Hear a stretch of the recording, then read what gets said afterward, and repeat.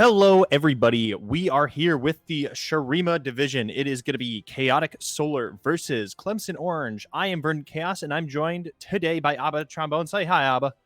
Hello, Verdant. This is going to be a great game between these two teams here. This is the Sharima division, the highest in style esports, and this is in the losers semifinals. So whoever wins here will be going to the finals for a big cash prize at the end. And of course, if you lose here, you're out. You're out. Although I don't believe they'll be going home empty-handed, as they'll be getting fourth place, if my math is correct. I mean, one of them could drop to losers finals, so then they could. This is losers final. This is losers. Oh, there's loser. I thought this was semis. I apologize, everyone. So yes, that would be fourth then. But as we're getting into this, we are going to be seeing at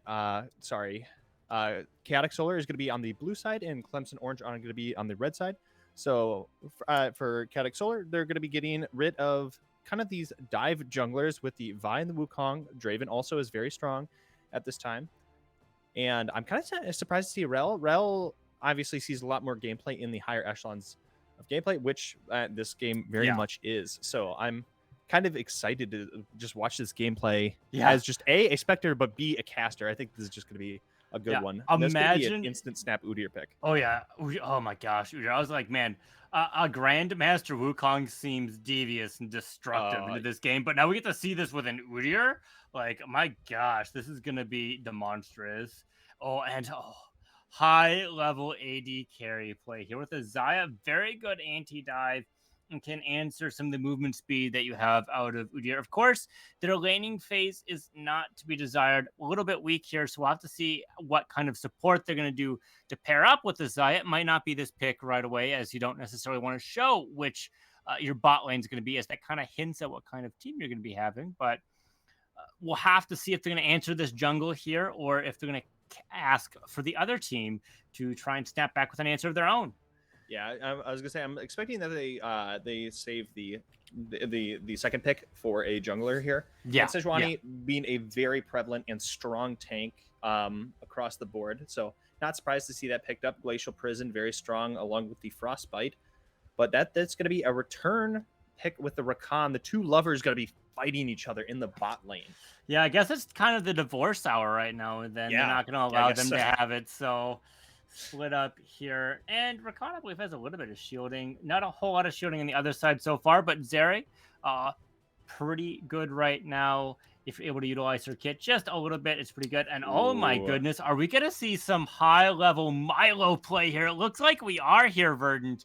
The new champion to be released, some extra range coming out of Xayah, which would be very nice for her kit, as she has an attack range, I believe, of 525. So not the highest amongst marksmen, which really helps nail it. A very strong enchanter here. The best way to answer this is with some sort of engage to try and pick them out, which Rakan is going to be able to do here. But it can be a little bit risky with those feathers once you get to around level 3 or even level 6.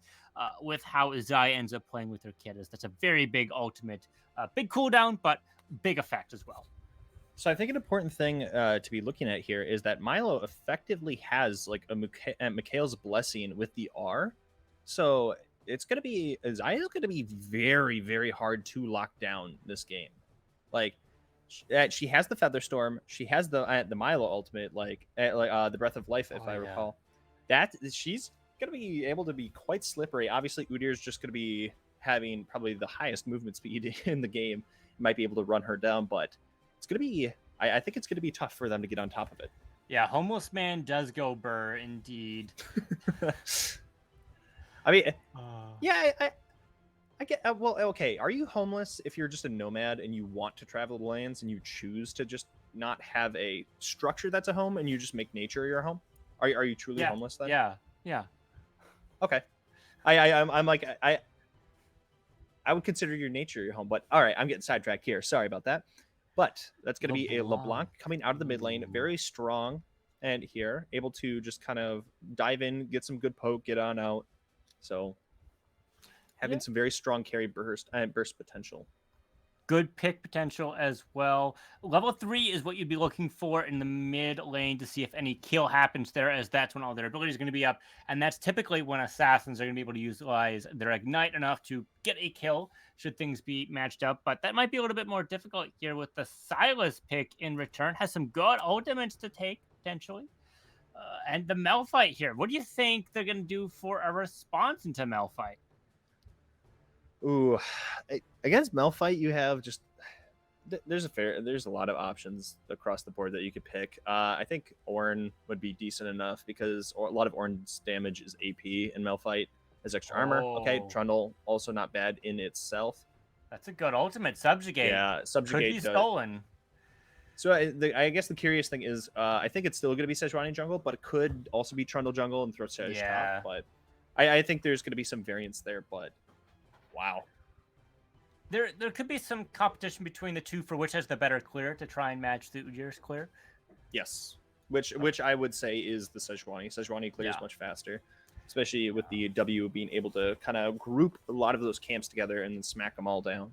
And Trundle can't necessarily kill Ujir as well in his own jungle for an extra gold to try and get that Tiamat, I should say, to try and get that clear for those big AoE things. He's a big single target jungler, so yeah, Sejuani's probably gonna be the pick. Yeah. So okay.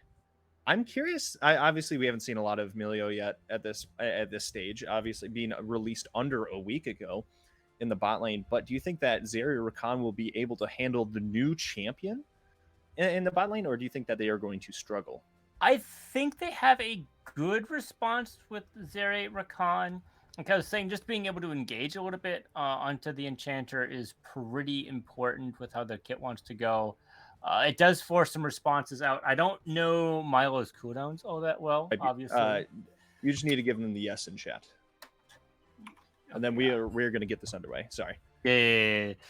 Can't type and talk at the same time. Very hard. I think there's a comparable change here. Zeri, very explosive with how it goes, and they certainly have the peel to go for it. Even if it's a handshake here, I mean, both scale very well. Xayah scales very well, but she's been hit a little bit with the lethal tempo nerfs as well. And Xayah, I don't think it gets hit quite as hard with her kit. Okay. So, and before we were I was kind of talking about how Xayah will be able to get away from a lot of these fights and such. I don't know if Milio is going to be granted the same same safety aspects here. I think Milio's in big trouble. Just looking at the side of Chaotic Solar, you have Malphite, who is unstoppable and will be just knocking you up. You have the charms coming in for Rakan, and I think they might, if they blow up Milio, that would be getting rid of the Enchanter support immediately. Yeah, getting rid of an Enchanter support, pretty important with the composition. Just kind of like if you see a Lulu, if they're not gone, the polymorph is going to be up, and they'll be able to peel for their big damage dealers. So it doesn't feel great dealing all your damage when there's a hyper carry on the other side as well. But sometimes that's how you have to sync your damage, which really changes how these team fights go. So we'll have to see if that changes how they want to be doing stuff. Silas can side lane as well, and if Malphite has a nice TP as well, he can TP in to get these changes. Not the greatest of split pushers, but he's pretty tanky and get away from things as well. I think from the side of Clemson Orange, I think we might potentially be seeing a 1-4. Yeah. I mean, okay, it does feel a little bit bad going to 1-4 because the Sejuani won't have another melee teammate with her to get a lot of those Frostbite stacks going. But if you can put Trundle in the side lane, I don't think there's many people on Chaotic Solar who obviously can outstat check a Trundle. Trundle just with Subjugate, it makes it quite tough, and he can eat towers. Hold on, Verdant. Look at who's being locked in here. Trundle jungle this time? Yeah. I thought it was going to be the other way around. So that'll make things a little bit more interesting as well. I did see a potential for a 1-4 composition there. That's why I was kind of talking a little bit about Malphites having to split as well, because someone's going to have to answer them. Otherwise, Trundle can just eat through towers here. But with the jungle, you don't necessarily want to show where you are. Yeah. So that might change that dynamic. Going for the team fight, very important into these compositions here. Both have big peels. Both have big name ultimates here. So which ultimate Silas steals can really change how these team fights are going to be going, which is an important thing to note as well. But I don't know. Orange does have a good composition here, but I just like the setup and the simplicity coming out of Chaotic Solar here, just a little bit more. I mean, absolutely. I mean, I Like the like go button's for so clear, right? yeah, Unstoppable force plus just like anyone follow up, and they're yeah, gonna get something out of it. yeah. You're okay. It's very hard to miss Mel Fight Ultimate. Obviously, with these higher level gameplay, you have people who, on average, have much better reaction times, and so you're more likely to dodge that. However, it is a very strong ability that is going to at some point land, and when it lands, you have a lot of different options with your team to follow it up. And as I was kind of talking about before, Melee doesn't have a dash. He could be very susceptible to a Malphite coming in and charging through. But to kind of circle back, we're talking about Silas was able to take ultimates. What one do you think is probably best? Like, Glacial Prison is pretty good for the yeah, setup that they want. But Subjugate also pretty good as just being a little bit more beefy, and there's so much healing. He's going to get a lot of value out of that stats. It's why Trundle is kind of the 1v1 king. Of course, like Bork and other items enable that, but the Subjugate plus the lifesteal that you just have in that kit is pretty comparable between those two. So I could see him using Subjugate pretty well with that. I'm kind of curious as to what the mimicked spell would be with Silas stealing LeBlanc ult, and then how that necessarily augments an ability. I have no idea on that interaction It personally. it might just be whatever LeBlanc's is because that's how it works for Heimerdinger. Oh, okay. Because if you steal his ultimate and you press your Q, you get the mega turret. Is how that works. So I'm Gotcha. guessing it's going to be a similar interaction. But I mean, Riot code stuff differently for different champions for a reason. So we could see All right. maybe there's a other scenario. We'll have to see. So before we go to break, who do you think has the edge? Just in one, just team name. Who do you think's got it? I gotta go with Solar here, blue side. I think I got to go Solar as well. But all right, with these predictions out of the way and kind of some of this analysis, we're going to be back with game one of this losers final. Don't go anywhere. Grab some popcorn. We'll see you soon on the Rift.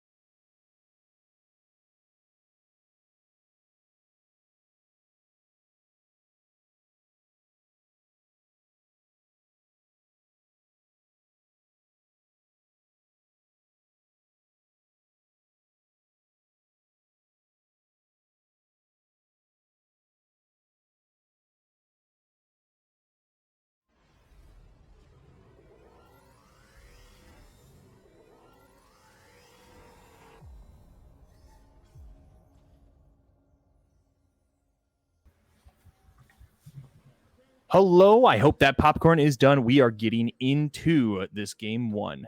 Of course, we have Chaotic Solar on the blue side and Clemson Orange on the red side. And so far, it looks like we are just going to be doing a kind of a more standard 5-point across the board. Uns and Rizwan might be kind of going at it a little bit on this top side. Grasp gaming in the top side, trying to get those stacks nice and early, like we're already seeing. A little bit of fighting into the bot side here, but it looks like C9 Crow here thinks they're going to be able to scale in here and get some nice farm here, as they're already starting with a call here. And Darko is being careful as there's an engage potential, so getting that extra health from the Dorian's Blade is going to be important, along with the exhaust. But I think it's pretty interesting here what we're seeing out of Lee. We're seeing Unsealed Spellbook, so they're going to have more cooldown on their ability or their summoner spells. They're going to have to rotate through them first, so we'll have to see how much utility they end up getting out of that. So right now we're going to be having both junglers starting on the top side of the map and potentially pathing down towards the bot, or be looking for a fast quadrant clear. But Nostalgia Lee is going to be spotting out the Clemson's bot side, so they know where they're going to be starting here. But Crow might have revealed. Ooh, they get the knockup on Darko. Yeah, slightly different clears here. Skipping Krugs entirely out of Terminus. So, yeah, probably just 3-4 camp into a gank is my guess to mid or bot side. Mid's always on the table.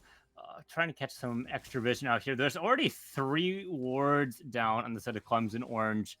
Really trying to stay safe and get some information, as there's one already on the Raptors. That's a nice double knockup. Darko's now down to half health. He's getting kind of low there. Yeah. They do have exhaust and heal up already, but they don't have the level 2 power spike, and this slow push isn't going to feel great, as Zaya's ability to clear waves under towers isn't great because the feathers can kind of screw things up a little bit if you're not careful. So right now, Nostalgia's just going to be getting vision quite deep into the bot side jungle. Is going to be spotting out Termina, going to be figuring out exactly where he's pathing at this moment. So Termina looks like he's potentially going to be going for a 5 clear here into a gank, which not surprising. A lot of times you want to skip Krugs and or Raptors with Trundle. Yeah, you don't clear them particularly well, so that makes sense. That makes sense. Oh. But Rizwan and Uns on the top side, Uns is kind of a little bit favored on that on a lot of those trades. However, is going to be much lower mana versus Rizwan, who's being a lot more conservative. But Un's trying to probably get the shoved in to get a nice back off. Un's now in trouble. Rizwan is going to be throwing it right back to him. You got a lot of the minions. The Ignite's going to be coming through. The Ice and the Frostbite is going to be just putting in a lot of damage, and Rizwan's going to be the first one to go down. First one to go down there. We saw a lot of tradings there favor them, so that makes some sense here. Getting a Scuttle Crab into the bot side as they have the Prio there. Ooh, Debu's getting caught out. Verdant. Forcing a flash. Trouble. That's going to be a flash. Oh, wow. Close one. Able to get the crab, able to force a flash. Well, and these vulnerable lanes, too, with being down flash, and you have to push out if you want any good back here, as the opposing side is going to be able to push stuff. Oh. Ooh, Toad's getting kind of chunked out. Obviously, here they're being melee versus a ranged lane, but now they're going to be collapsing, going to be getting some action here on the top side of the map. Waffle's going to be the first one to rotate over Absar in potential trouble, but that's CC immune for the time being. That's going to be getting a root. Now the Frostbite stack is going to be coming through. He's going to get caught out. Absar's getting so low, and Waffle's going to be getting the pickup with an auto attack. Now Terminator trying to return this. Ooh. Termina quite low himself, and Toad was unable to get a pickup, but now that's 2 kills over for the side of Clemson Orange.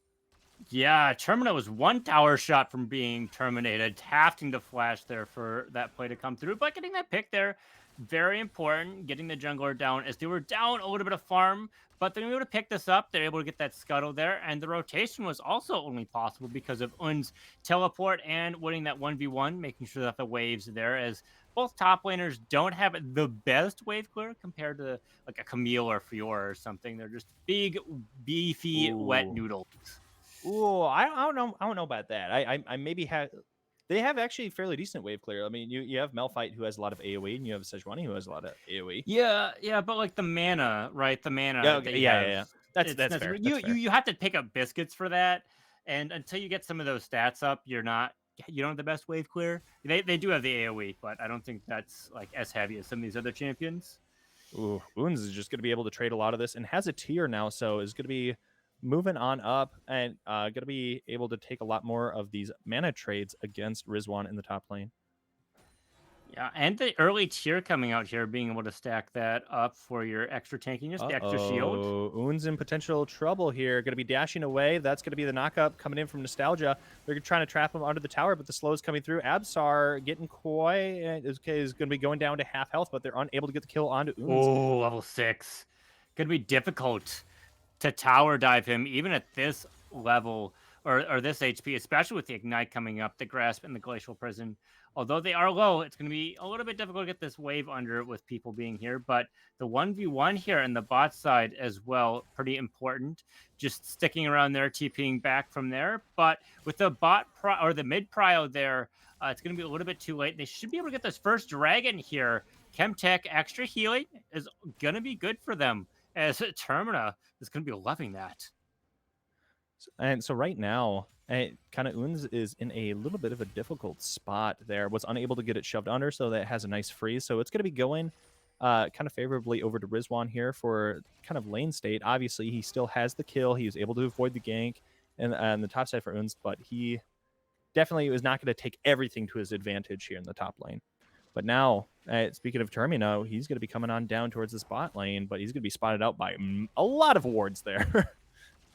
Yeah, a ward or two. Being they have shoved up, these are Grandmasters playing, so they know I kind of need a ward unless I'm going to get caught out there.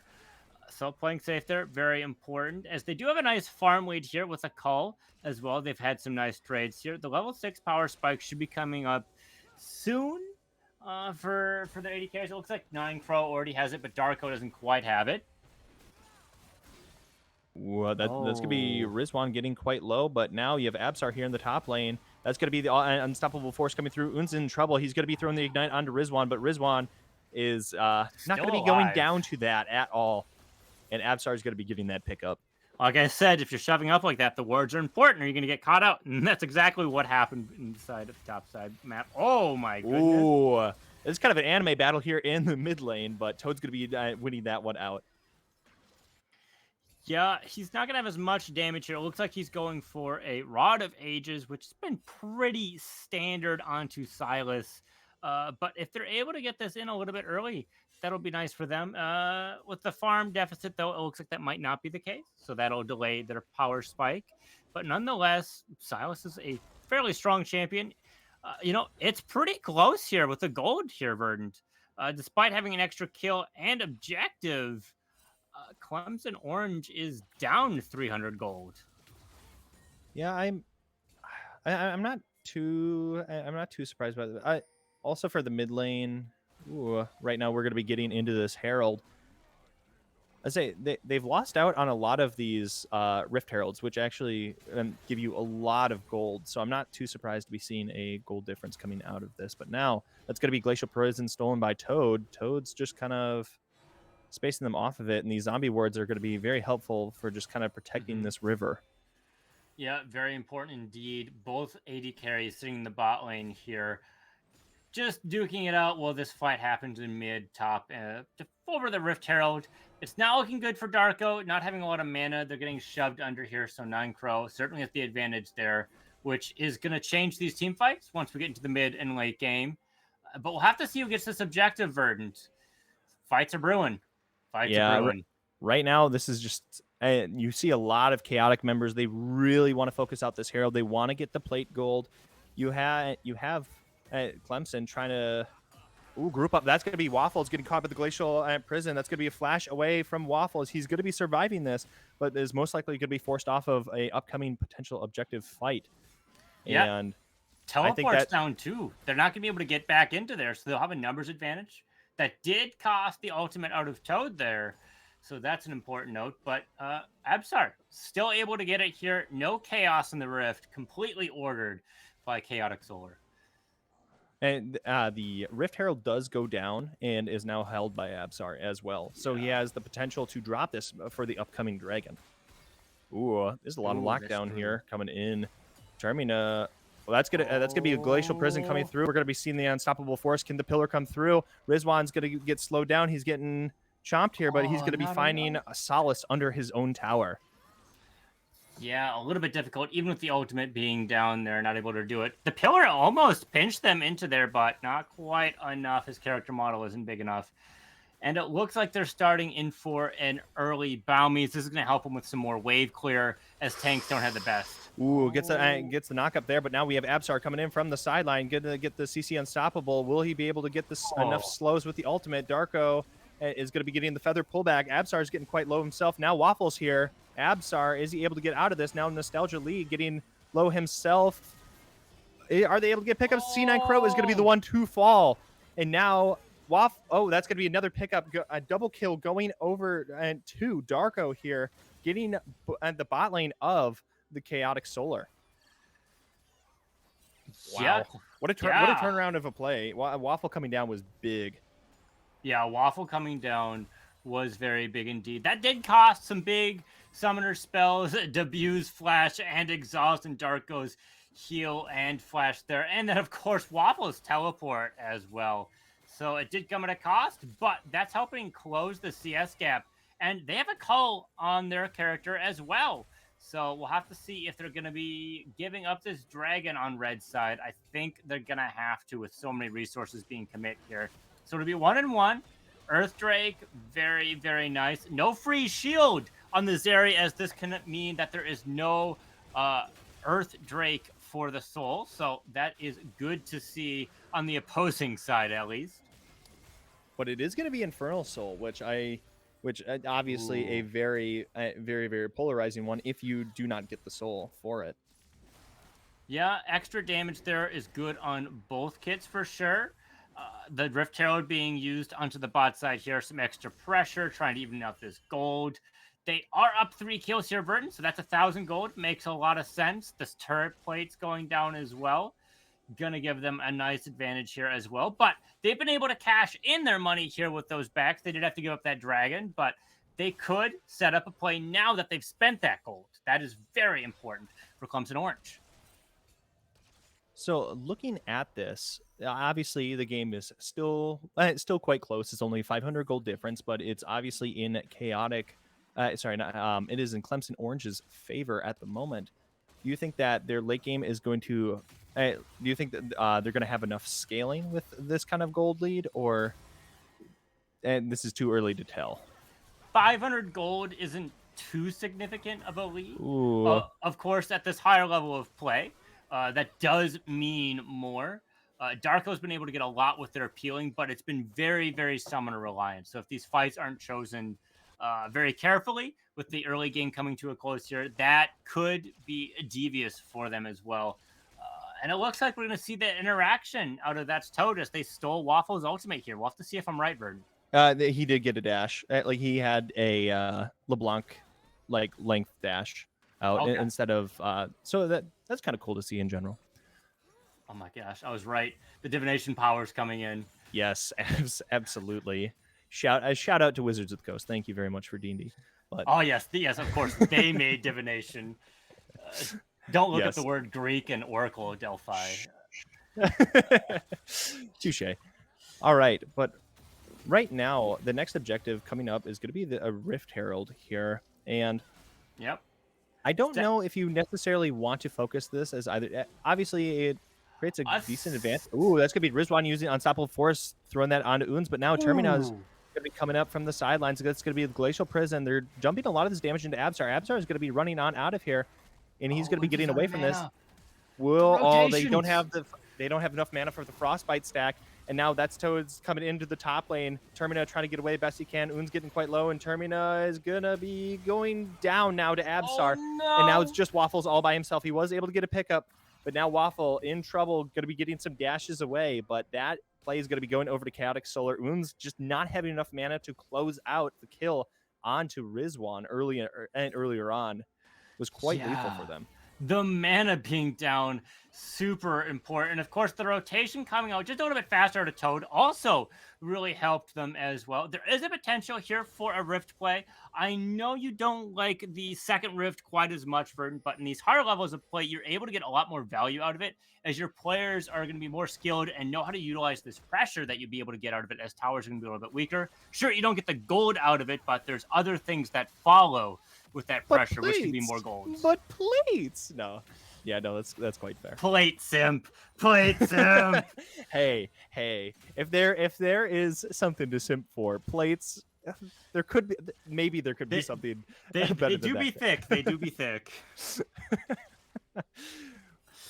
Anyways, that's a shield bow coming here out of Crow, which is very big. A way of getting a shield onto them, so they're going to be able to utilize their passive, get these duels out as well. They are down a level, though, versus Darko. You know, I am focusing a lot on these AD carries, not because I'm an AD carry main, but there are a lot of key components for both teams here on how these AD carries perform. So an important thing to be looking at is now we see this slight gold lead going over to and Chaotic Solar. So now we're going to be seeing a little bit of a change up, kind of 1,000 gold turnaround. But Darko getting his bot tower is just going to go right back over, getting that global gold. Yeah. So Darko definitely in a very big spot or Waffle to maybe start carrying this game. They're both 2-0. They have shutdowns, but well, yeah. Oh yeah, Darko. Never mind. Because Darko's 2-0, but Crow is 0-1 right now. So them getting this Rift Herald 30 seconds before Dragon, this could set up for them just throwing it in the mid lane and potentially taking down that tower, and then they could rotate that to a Dragon. But right now we have Clemson moving over.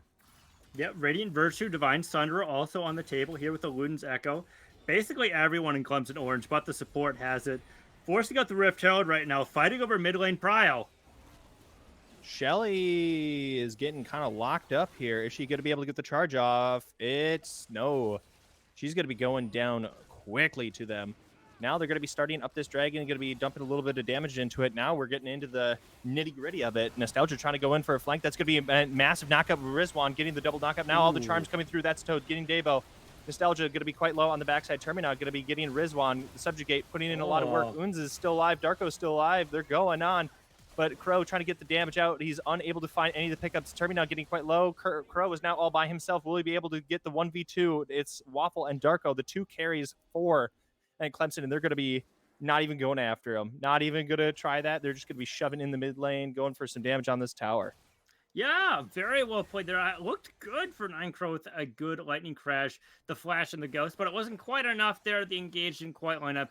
A little bit too thick here with the setup. So it went over to Clemson Orange here. They're not going to get the dragon, but this is going to be mid tower. Very important. The shortest lane in the Summoner's Rift, so you're able to get some better rotations here, get the vision here, which is important for other things like invading for camps or just getting deeper vision to catch people out. Very important for your setups and executions for these. Though there might be another fight here, Verdant, sitting in the Rift. So in that fight, they dumped a lot of the damage into was it Rizwan and David and Dovin? Oh, actually no. Talk about this fight right now. That's just going to be Dragon going over to Chaotic unanswered. Not a bad play. But right now, Crow might be looking for even more here. Going to be jumping in, throwing in a lot of damage. Abs are holding down the front line, but yeah, they're only going to be taking blue out of it, but still a very good prize. A good prize indeed. The dragon coming out here as well. A lot of mobility here coming here as debut has also hit there. That's going to be the unstoppable charge. Yeah, they're just going to be blowing him up. That's going to be a massive shutdown. Going over to Crow. So now Crow, this might be some extra lifeblood to really help him start cranking out the damage and match Darko. They're going to be able to get their Infinity Edge here. Oh, the Glacial Prison. That could be quite big. You do have, there is a Glacial Prison for both of them, but they're going to be kind of locking up Unz at this point. Unable to really get this dash out. Unz is just going to be whittled on down, and Absar's getting that pickup. But Termina looking... This pillar's going to be massive. Crow is now in trouble, trying to dash away best he can, getting a lot of these autos, but Waffle is going to be going on a killing spree. Well, the good news for Crow is they're going to get a nice free back there, extra fast for them to spend that gold that they accrued, but they did die there. The the attack happening on the top side meant they knew where the jungle was going to be, so that this play in the bot side was going to happen. A little bit of a yin-yang map here, playing on the opposite ends, but very well played on the side of Clemson Orange, getting a return there on their AD carry, who's very crucial for their team. Them being down. Baron is up on the table here. Still very close. We've been playing jump rope with this lead here, Vern. We're what, at 1,000 gold roughly here? 1,500? Yeah. It's been going back and forth, but obviously still Clemson favored. We do have more objectives on the side of Chaotic. They have very much appreciated those. And when it comes to a lot of these objectives, I mean, you can look at the two supports. It's 45 vision versus 16. And Nostalgia has just been ever dominant on this vision, and that's why they've been able to control a lot of them. And now they're just going to be whittling down Baron, and it seems like they're going to be taking it very freely. They just don't have the vision to spot it out. Obviously, they're going to be going for the vision plant, but they're going to be missing the Glacial Prison onto Uns there, but it's not going to be... It could have just been a blind one, like he was running out for the steal to try and do it to Baron or catch someone behind. Yeah, get some vision. Who's back there? Who's back there? Yeah. Oh, more gold changing hands here, and it's basically neck and neck here. Yeah, taking that objective. Everyone's alive with the Baron, so they're gonna be able to push things out here, and it's gonna be harder for Clemson Orange to push things out here. Though we have been talking a lot about objectives, but we haven't talked about the 2-tower lead that Clemson Orange has.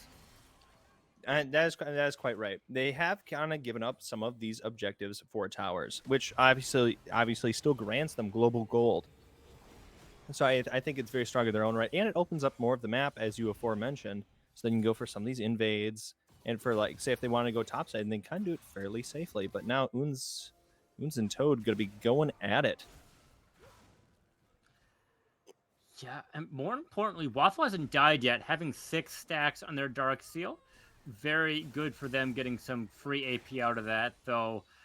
Maybe another tower here coming out of the bot side. I think I foresee a tower. Fight. Yeah, with the Baron buff. That's the first tower here, and Baron was taken about a minute ago, so clock is ticking to see if they get more objectives as Toad's caught out. Toad and Termina, and right now he is subjugated, but that's going to be the Featherstorm coming through. But Uns is going to be picking up Absar very quickly, and now that's going to be another one. Nostalgia falling on down. Crow trying to get out of this play, getting out a lot of damage, but Termina chasing after him. Termina is getting the pickup. Toad diving in best he can, trying to get this damage. That's going to be a stopwatch coming through. Rizwan trying to help his teammate, unable to do so, and that's going to be a full ace. And that's going to be just Clemson or Orange taking the advantage there. Yeah, overextensions have been kind of the pace the game's been going at. People stand up too far, they get caught out, they end up dying there. People dying on vision, trying to get it as well. And that's what ended up killing them here. Flew a little too close to the sun here, so Chaotic Solar here, kind of being like Icarus in a way. Getting aced, not good news for them indeed, as more towers are falling to the mid lane. And they're getting some more priority here onto the top side. And bot side has a push over there as well, as they have priority there. It's not very deep, but we'll have to see if the bounce back on Solar is going to be enough to stop this push. So this is going to be an important fight here. Obviously, they now have it. They just got the ace. They got all of their gold spent, and now they're going to be coming in for this fight. And will Solar be able to rise up to the challenge, or are they just going to be letting the dragon go and just trying to get this mid tower finally to kind of maybe open up more of this map? And right now with Crow being in the mid lane, I'm going to guess that they're going to be going for that line of play. Yeah, they could be. Absar going to be potentially caught out. He's going to be CC immune, going to be running out of there, but the Frostbite stack's not coming through yet. But Waffle's going to be getting the stun there. Absar looking low. He's going to be going down. Nostalgia unable to save his teammate. Nostalgia going down as well. Toad's going to be flashing out for his life. And now it's just Rizwan and Crow on the far side of this pinch. And I don't think they can necessarily facilitate a pinch.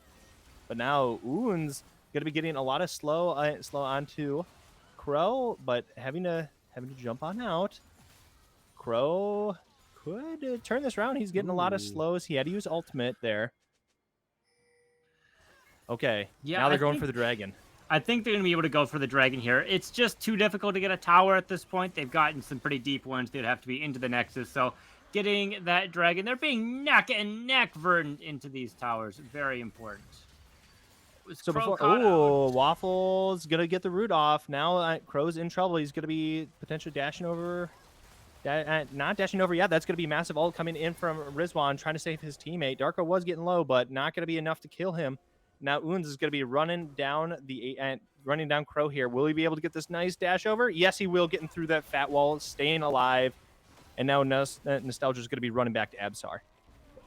Oh my gosh, this is just what a fiesta. Now they're going to be coming after Absar and Nostalgia Lee. Crow still on the back line. Will he be able to get away from all this damage? Terminator is going to be getting the pickup. He's on a rampage. Now Toad trying to get out with his life. The Blast Cone's getting him out.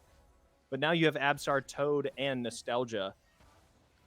Yeah, that might have looked like a fiesta, but it was pretty clear who has the gold advantage here if you just quick look at the screen. Of course, they don't have access to that, but 19 and 9 with some nice CS advantages as well does signify that you're able to do that, as well as they've been winning these team fights here. So a nice controlled fight coming here, controlled fiesta mode. Baron is coming up here, so this mid priority is going to be important along with the top side. Potentially for more fights here as well. Which is just very good here for the side of Clemson Orange. They've been getting a lot of value out of the Radiant. Oh, no. Uh-oh, Dabo could be in trouble here. Emilio all by himself. Going to be starting up the campfire. Going to be running away, running up to Darko. He's quite low mana. He has a fair bit of shielding, but now you have Termina coming to... Yeah, I think Rizwan's not going to be looking for this for the long haul. But now Nostalgia is going to be coming in for some vision. Going to be dashing out. The pillar is going to be used. Rizwan's still looking on this angle, but now Waffle's coming up to match. They still aren't allowing Dable to get a back off here. They get the cheese wheel coming through. They got the slows. Delaying Dabo's back has really enabled their fights. So Dabo not being able to back here because they're low on mana, very important as well. And we're finally seeing some heal cut coming out of Nostalgia Elite. It's been very crucial. Uns, you know, with their Mythic being able to heal Divine Sundra and the others. So we'll have to see if this Baron fight is going to go to who. Oh, right now I think they're going to be throwing Absar on it for a while, but they have to turn over. Right now, this is a 5v4. This is probably the best time you are ever going to have for a fight. Milio's not here. That's going to be full dive in. That's going to be unstoppable charge coming through. That's going to be charms left, right, and center. Rizwan's going to be getting the pickup onto Darko. Dabo's now here to help his team. That's going to be a little too late. Your ADC is down. Termina in trouble, getting low. That's going to be another shutdown going over to the big rock, and Crow is going to be chasing down Dabo, going to be getting the pickup there, getting the double kill, and now it's going to be only Waffle surviving by himself, still at the 4-8 stat line. But with 10 Dark Seal stacks, but stopping that back. It may have seemed a little bit greedy, but it paid off for the blue side of the map, as this is going to be their second Baron. Hopefully they get more than one tower with this. Of course, this means they have a slight gold advantage now. We were talking about how much of an advantage that there was on the side of, Orange here. So it's really just been jump rope with this lead. Yeah, it kind of goes to show there in that fight how sometimes you can't take some of those grittier backs. I think you have to go a little bit further away and then be able to do that, because if they had the Milio get the back off, then he's... then able to be there with the rest of the team, and it's not a 5v4. It's just a good old 5v5 over Baron, and I think that Cadix Solar would have had a much harder time. But now we see both top laners getting Anathema's chains. Who are those on? Does it say if you hover? Okay, it doesn't say. You have to click on people. I'm guessing it's going to be the AD carries. Yes, I think I have to. There's a pause. Oh, support DC coming in from Nostalgia. Yeah, okay, yeah. Support DC here as well. It's very, very important here for Nostalgia to get this heal cut. As like I was saying, there's a lot of heal cut on the opposing side for Clemson Orange. So if they're able to get that off, that's going to stop them. And Crow really needs to get this damage off. Any healing makes things a little bit more difficult. They've hit their 3-item power spike here, so very important for AD carries. Darko has also hit theirs as well, is going to be able to get through these big tanks, which is going to change things up. Waffle has been able to be caught out, or not been able to caught out, but get some of these kills. So them being, 0 deaths with their build has been very important. If they do end up dying, this will be a bigger loss for Clemson Orange here. So that's something to keep in mind. All right. So just for everyone who's all watching, we are not frozen right now. We're just waiting for the pause delay to go down. It's going to be, coming right back up. Fighting over Dragon. Priority mid and bot side. Baron buff's going to make that easier. Uh-oh. Terminator's in trouble.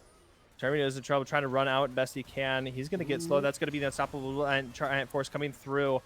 And a lot of this damage, but now Waffle's trying to run away on the sideline. But Darko's going to be throwing it back, getting Rizwan. But now that's going to be Toad all by himself in the line. Is going to be just eviscerated by Darko. Darko now on a triple kill. Absar not looking good here, and that's going to be a quadra. Right now it's Crow all by himself. Will he be able to get away from this? Terminator going to be chasing after him. He's going to be going over the fat wall. Can he get away? Right now Waffle's going to be jumping after him. That's going to be shut down, going over to Crow, but he's going to be dying in response. But he's going to be getting a 700 gold shutdown, but that's an ace going over for Clemson, and they're going to be getting this dragon. So part of why this fight went the way it is because when you go that deep into the jungle, there's very narrow points to walk through, and Darko absolutely loves that feather. Recall their ultimate, and just yoinking those feathers back means it's virtually guaranteed, if you get any sort of autos in there as well, that someone's going to be rooted and you're going to do a lot of damage, as Nabori Quick Blades is going to enable your Aegis hit them even harder and make sure you hit a lot of champions. Of course, hitting extra people does mean there's a little bit of a reduction in your damage, but just getting all that value out there, Value Town, means those fights are going to be happening, and it's going to be so much harder for the enemy team to get onto you. Soul Point secured by Clemson Orange, matching the color scheme that they have. Red side, red dragon, orange. I think it all sets quite well for them. That being said, still not that big of a gold lead here. The most important thing I think to take out of that fight is Baron buff's gone. The ace happened. Yeah, I think another thing to be looking at here is Rizwan cannot engage on the Trundle or LeBlanc as well. Yeah. Like I'm sorry, but you don't get to do it. We've seen it now multiple times, and I think it's failed on every occasion, because then Trundle has then turned, just use Subjugate on Rizwan immediately, and then they're able to just chunk through Rizwan. Darko was able to get the kill onto him, then it just turned into the rest, and I think you have to use Unstoppable Force on the Milio or Darko, but obviously it's harder on Darko. So right now, you do love the engage of Rizwan, but it's kind of hard getting the value at moment. Yeah. Ooh, they're going to be waiting in this long rush. Rizwan could be in potential trouble here. That's going to be him in trouble. That's going to be him coming through, getting the Unstoppable Force onto the back line. They're trying to drive through as best they can. Crow's going to be getting some pickups here. Crow's still alive on the back line, just throwing in damage into the backside. Now that's going to be a triple kill for Crow. Will he be able to get uns here? That's going to be the Penta. Can he get the Penta? Can he get... That's going to be the Penta. Let's go! Let's go! Let's go! Let's go! Oh my gosh! Oh my gosh! Ace for ace! And now they have the gold lead here, just jumping back and forth. Oh my gosh, the death cap being a very important power spike, being able to peel there as well. And you said it. You said what the condition needed to be there. And we saw where the Unstoppable Force hit, and we saw what happened in the team fight there, as they're able to take these turrets here. Very, very good for Chaotic Solar here. Bouncing back. Oh, I think the condition of Rizwan being able to finally hit the back line effectively how he wants to, because if you're right next to them and then you just cram the ultimate down their throat when you're right next to them, it's hard to dodge that with those abilities. But also just the vision is just absolutely murdering at the side of Clemson Orange. They had a lot of these gold leads, they had a lot of the advantages, but I think the vision difference is just really showing it kind of rearing its ugly head here. I think my prediction might have been wrong in the draft phase here. And part of my reason is these Baron buffs. We've seen 2 Baron buffs, but not getting a whole lot of value out of it. So Chaotic Solar, I don't think is going to have quite the edge that they need, but it's still anyone's game. It's been bouncing back and forth. Soul Point coming up for Chaotic Solar here in 1 minute and 40 seconds. For Soul, for Clemson Orange. There could be a lot of damage here coming out of both teams. So 4 items and both AD carries here with a very similar build. That's going to be Toad looking for a engage there, but Dabo having to use the Shurelias to get them out of that. Baron in 10 seconds. You just saw Darko in the top side, so he's going to be a little bit separated from his team at the moment. But Nostalgia's able to kind of get the ward on the Pixel Brush. Waffle's trying to dash on over, get rid of some of these control wards, but they get knocked up by Baron. Yeah. Oh, a little dangerous, but you can hop back to your little puppet there. Waffle, playing things careful again. Rizwan coming in from the top side, a little bit separated from his team, looking for a potential flank. They're going to be spotting him here shortly. Debo is now down and got down there pretty quick. Moon's up on the front line, but they're just going to be going for a little bit of poke. Toad and him going at it. Rizwan getting the massive grab onto the back line, but they're able to get the Featherstorm Flash coming back. Darko's still alive and going. Right now, Crow trying to get this damage. Crow's going to be getting the kill onto Darko. Now Crow all by himself, Absar all by himself, and that's going to be an ace going over to at the side of Clemson here. Right now, Crow had to dive into the background to try to get Darko because they weren't able to really get the damage. The Featherstorm able to pull him out of that. Yeah, like I was saying, the choke points there are very important. They don't need the Baron for this. Able to get a lot of pressure here. Pretty much an inhib is going to be falling here as well. I think this might be game. Yeah, it could be game here too. It's going to be a good 20 seconds, and with 4 people alive, they can chew through things. Especially with one of them being Trundle, I'm doubting it. I think Nostalgia Lee just has to jump in and sacrifice and just try for the best. Yeah. Yeah. That's going to be game. Wow. Yeah, like I said, I think I was going to be wrong in draft phase here. Milio being the game difference here as well. Darko, of course, playing things pretty well.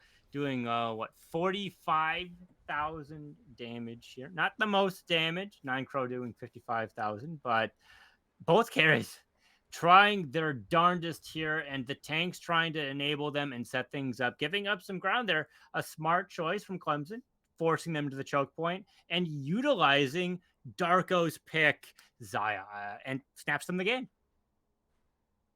All right. So with that that was just a wild and exciting game. Yeah. But that's going to be going over to Clemson, and we're just going to be getting ready for game 2. Don't go anywhere. This is a best of 3, so this set could just be decided right out of the gate. But or a reverse. Yeah, or a reverse. But we will be right back. Don't go anywhere.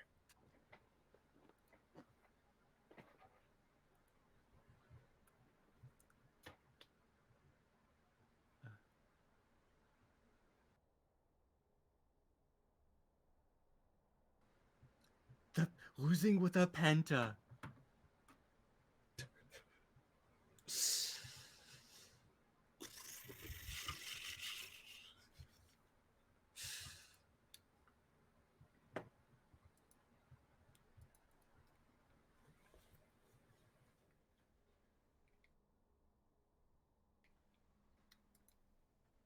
Do you have a lobby code? Not yet. Okay. Yeah, Malphite felt like a dead pick. They were able to get some value, but it wasn't quite enough. Hey.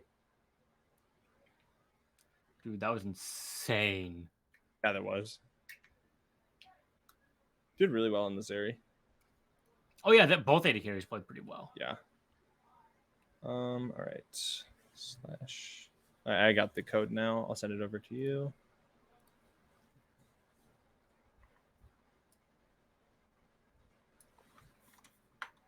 Mm-hmm.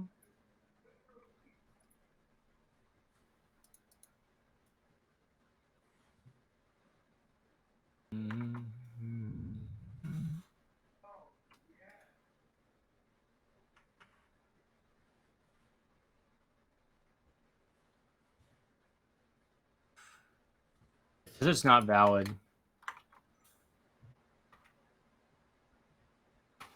Oh. Ask them if the lobby's full.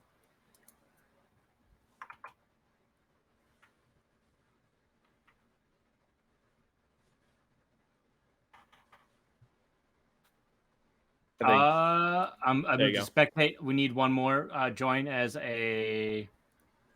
Need Inti in there. Yep. Am I good to join? Yeah, join. Thanks. Ash League spec. Okay. Is it in? It's in, but someone has to move one up. For bot. Okay. Okay, now you can spectate. Thank you. thank you to them.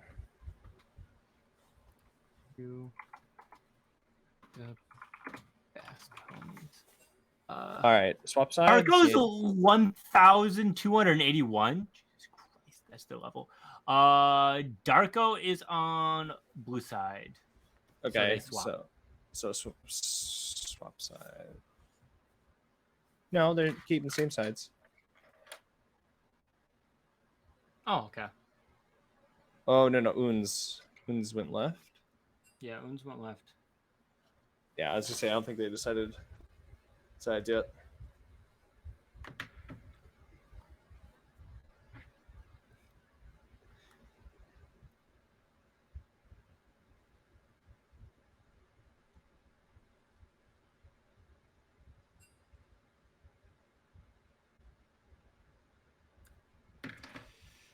I like how in the bot it says that Chaotic has a victory, but then on the stream it explicitly shows that Clemson has the point. Yeah, I love that too. That's my favorite little fun. It's so quirky, so fun. My favorite is it's joined the spectate lobby, even though it hasn't even entered the tournament code. Yep. That's my favorite.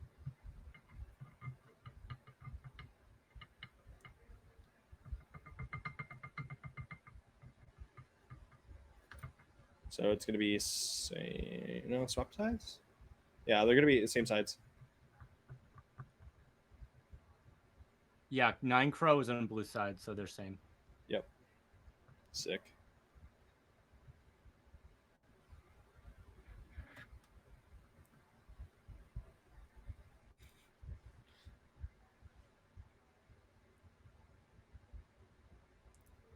There we go.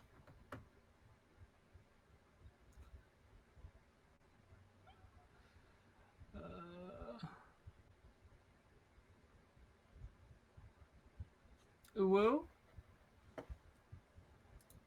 I'm gonna Snuzzle.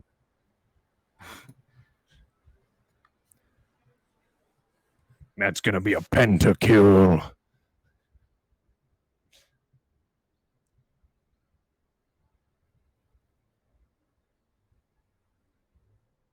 I'm curious as to how that sounded.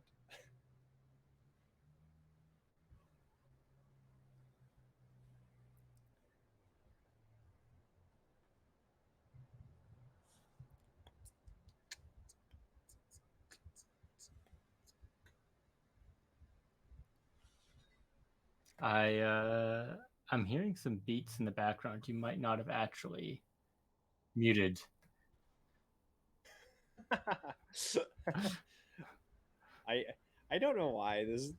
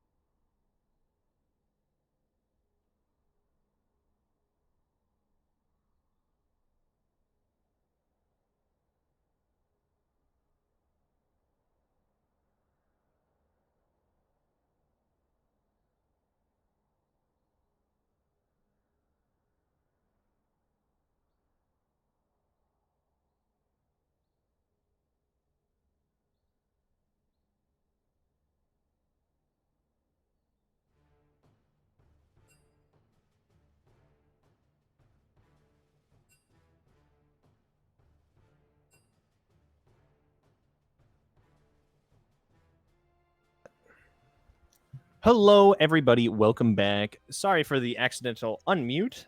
But we are getting back into it, and this is going to be draft for game 2. We're going to be keeping the same sides. However, we're going to be switching up the bans. We're going to be getting rid of that Zaya immediately. We're not going to be dealing with that from Chaotic Solar.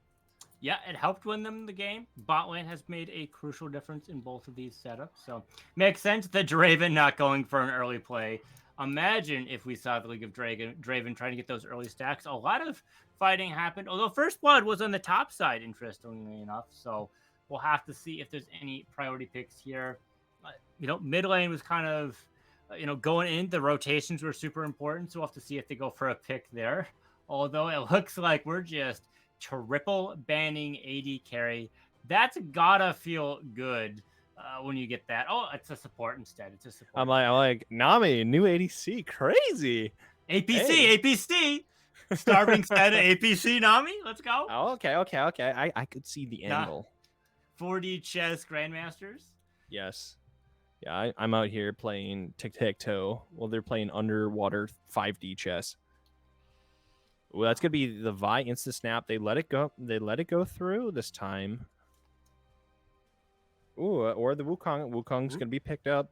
Wukong from Arcane, trying to get their value here. That was banned in game 1, so Divine Sunder, a big name pick here, and then Vi here as well coming in here.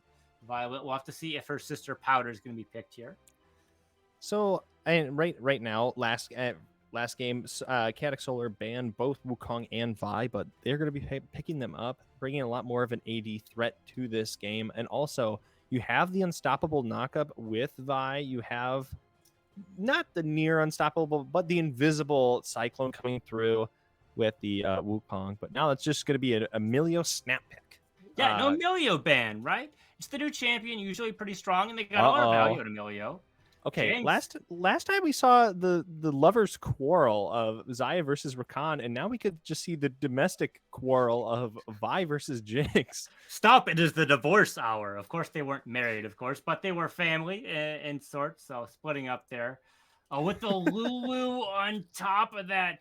Zeri's open. Well, okay, if you do get Vander in here, you do get the kind of the third another member of the family. Are we gonna really see Warwick? No. I know you're sad. Maybe they'll pick a Gangplank in top side and we'll be happy again. But that's gonna be a Lulu pickup for the bot lane with Ashe potential. Right now they do have just an amazing pick kind of shell for the side of Clemson Orange. You have the Enchanted Crystal Arrow, you have the Vi Unstoppable R.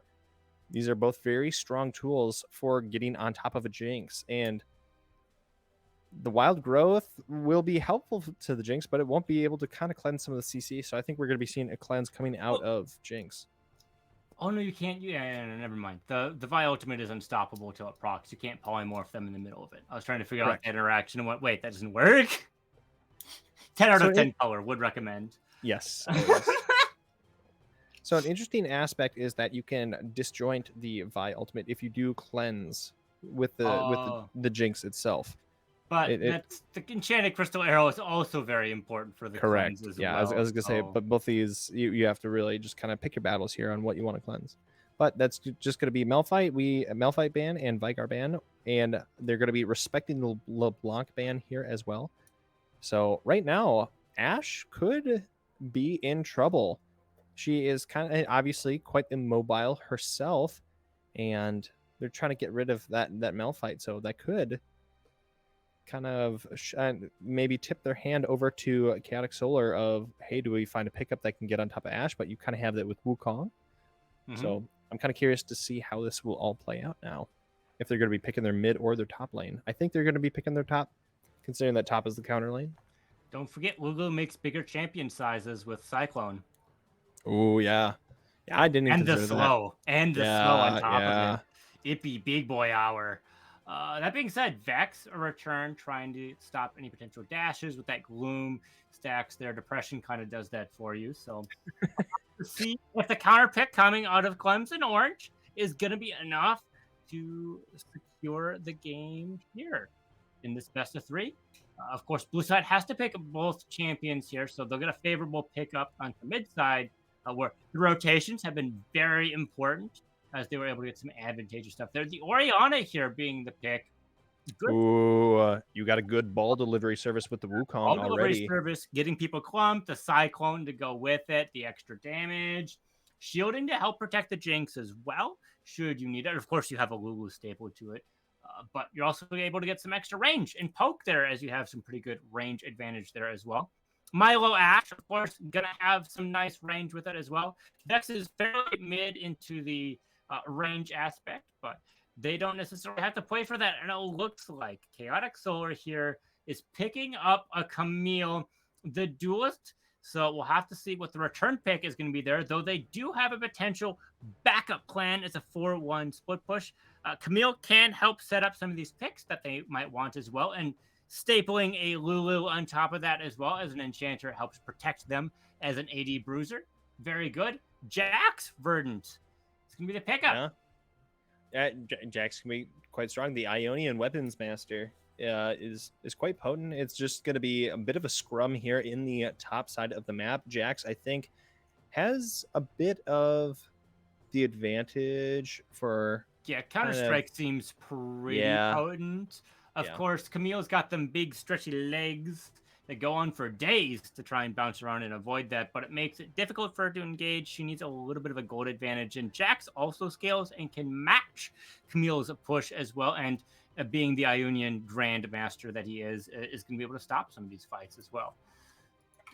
All right, and we are going to be getting underway with this champ select, but looking at these comps, who do you think has the edge? Well, Clemson Orange is going to be able to stop any split push matches here as well. They have good range as an answer. I really do want to give Chaotic Solar the edge here, because they've been able to catch stuff up, but it's just really difficult to say who has the lead based on how that last game goes, because I can't really readjust on how these games are playing. Leads were jumping back and forth, and both of these teams scale. So I think it's a bit of a toss-up. I'll put my money where my mouth is, though. I think that we're seeing smarter macro coming out of Clemson Orange, so I think that's going to be the nail in the coffin. So I guess I will be a little bit of your devil's advocate. I think that depending on the game going later, I think that Jinx will be I think Jinx will be able to kind of output more damage than Ashe in the late game. Yep. And I think that Camille, once you kind of get to that mega late game, I mean, Jax definitely is very strong in the later portions of the game. But I think Camille eventually starts beating him in the 1v1s late. Being able to get a lot of, being able to output 1,000 true damage onto a target is quite strong. That's true, but these games don't last that long if this doesn't want to play. Yeah. I mean, that last game went like 40 minutes. Did it go 40 minutes? Did it really it went like a 30 some minutes. I guess we did see a third Baron pop up there. Yeah. Well. I was gonna say that one went late because also we saw I think about 6 dragons taken. So yeah, I just think the go button's pretty clear with Enchanted Crystal Arrow, Vex's ultimate. Yeah. Okay. You know what? Really you have convinced. You have convinced. And don't forget Milo, the new champion that came out by Riot Games, 200 years experience. Yeah. Milo does just feel like Milo kind of feels like a strictly better Lulu. We'll have to see if that's true, as there's a Lulu on the other side. I've been hearing that counter picking a Enchanter to match the Lulu hasn't been the answer going against it, but this is higher level of play, so they might be able to utilize these champions a little bit ways I can't think of as a little gold scrub myself. So, and we kind of talked about, obviously, I think a bit of this, kind of the bot lane, a little bit of the top lane, but kind of looking at mid lane, Vex versus Orianna. I think I give the edge to the Orianna, being able to space it out a little bit more efficiently. Oriana does have a larger zone of control, meaning their abilities cover a wider range, so you're going to get poked once they're up. Once your Q's down, that shrinks, of course. But Vex's Wave Push is a little bit stronger than Oriana's, which means they're going to be able to get wave priority. And we saw that come into play for a lot of Rift plays, top plays across the map, and Dragons as well. So I don't think it's cut and dry for how that's going to be going. Of course, mana management, and we're going to have to see how these spacing ends up going here as well. Absolutely. So I think that I'm just going to leave it just for a bit of suspense. We're just going to be waiting 3 minutes for the spectator delay to come on through. And we are going to be coming back on the Rift, coming in with game 2, and see if the series is going to be just decided by Clemson or if we're going to be pushed to game 3. Don't go anywhere. We will be right back.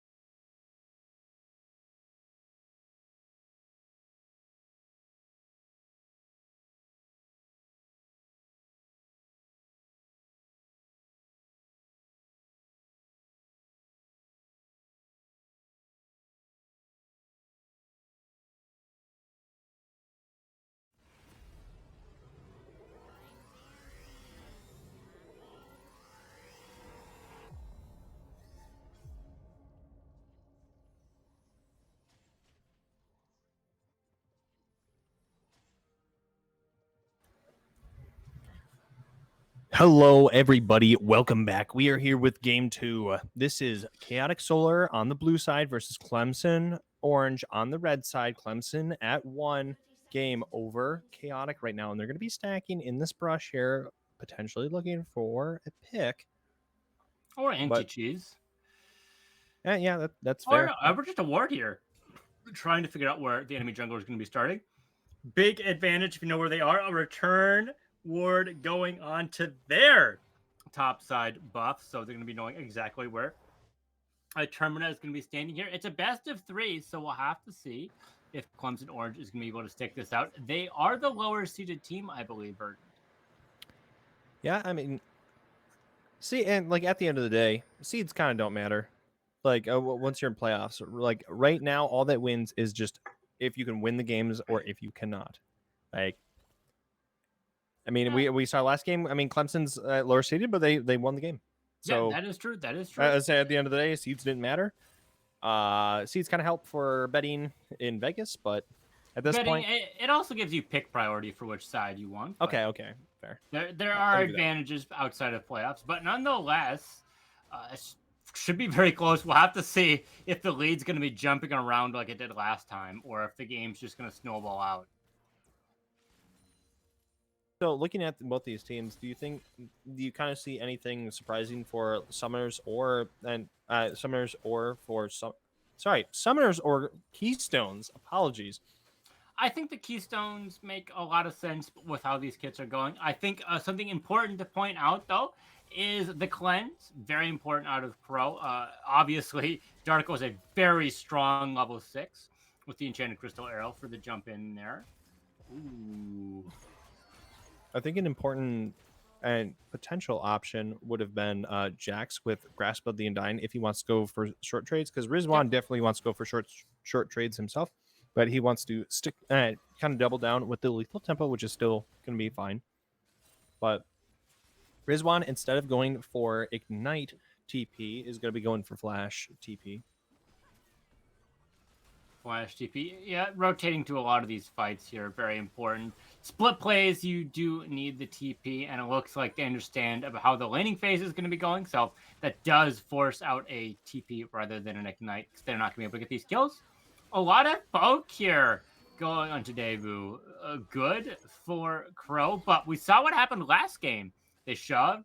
They got the vision that they needed. They got the CS advantage versus Darko, but that didn't get them the game as the AD carry. Yeah, last time it was Rizwan going down to Uns and giving the first blood for the solo bolo, but this time it's just going to be Uns just shoving in the top lane, getting the back off, getting kind of the cheater. Yep. And just going to be slowly trundling his way back into the top lane. Slowly trundling, indeed. Splitting up, each team getting a Rift Trail here. Full clears coming out of both junglers, though a quicker clear speed coming out of Termina here. Briswin could be caught out here. They're a little close to their tower, so it might not happen, especially with the question mark ping getting caught out on a ward that I can't see. So right now, just kind of looking at this, I think there's going to be a fairly kind of slow gameplay. Oh, actually, I take that back. Rizwan might be trouble here. Is kind of up by the L Cove. Termina could look for it, but Termina is just going to be going for the back. I invested way too much time here.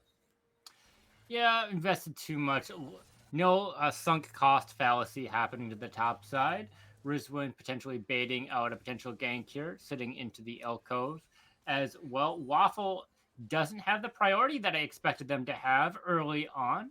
So Toad's able to push things out. The Biscuit's giving them the mana that they need to really help make sure they're nice and healthy mana-wise and HP-wise. Unz is getting shoved in here, Verdant, as well. So priority coming out of Absar as well, who had a nice try for an invade into the bot side. Didn't happen. But it's going to be harder for Rizwan to get these short trades as well. But they're going to be able to get a nice back here as well. No one has died 5 minutes into the game. Dragon is up. We'll have to see if they're going to be favoring some of these backs. Some golds is being spent on each team here. There's no pressure to take this early dragon, but it would help both teams here being able to have a little bit more extra mana regeneration, HP regeneration for these fights, being able to push things out very important. So an important thing to be looking at here is that Camille was able to get the sheen for this top side.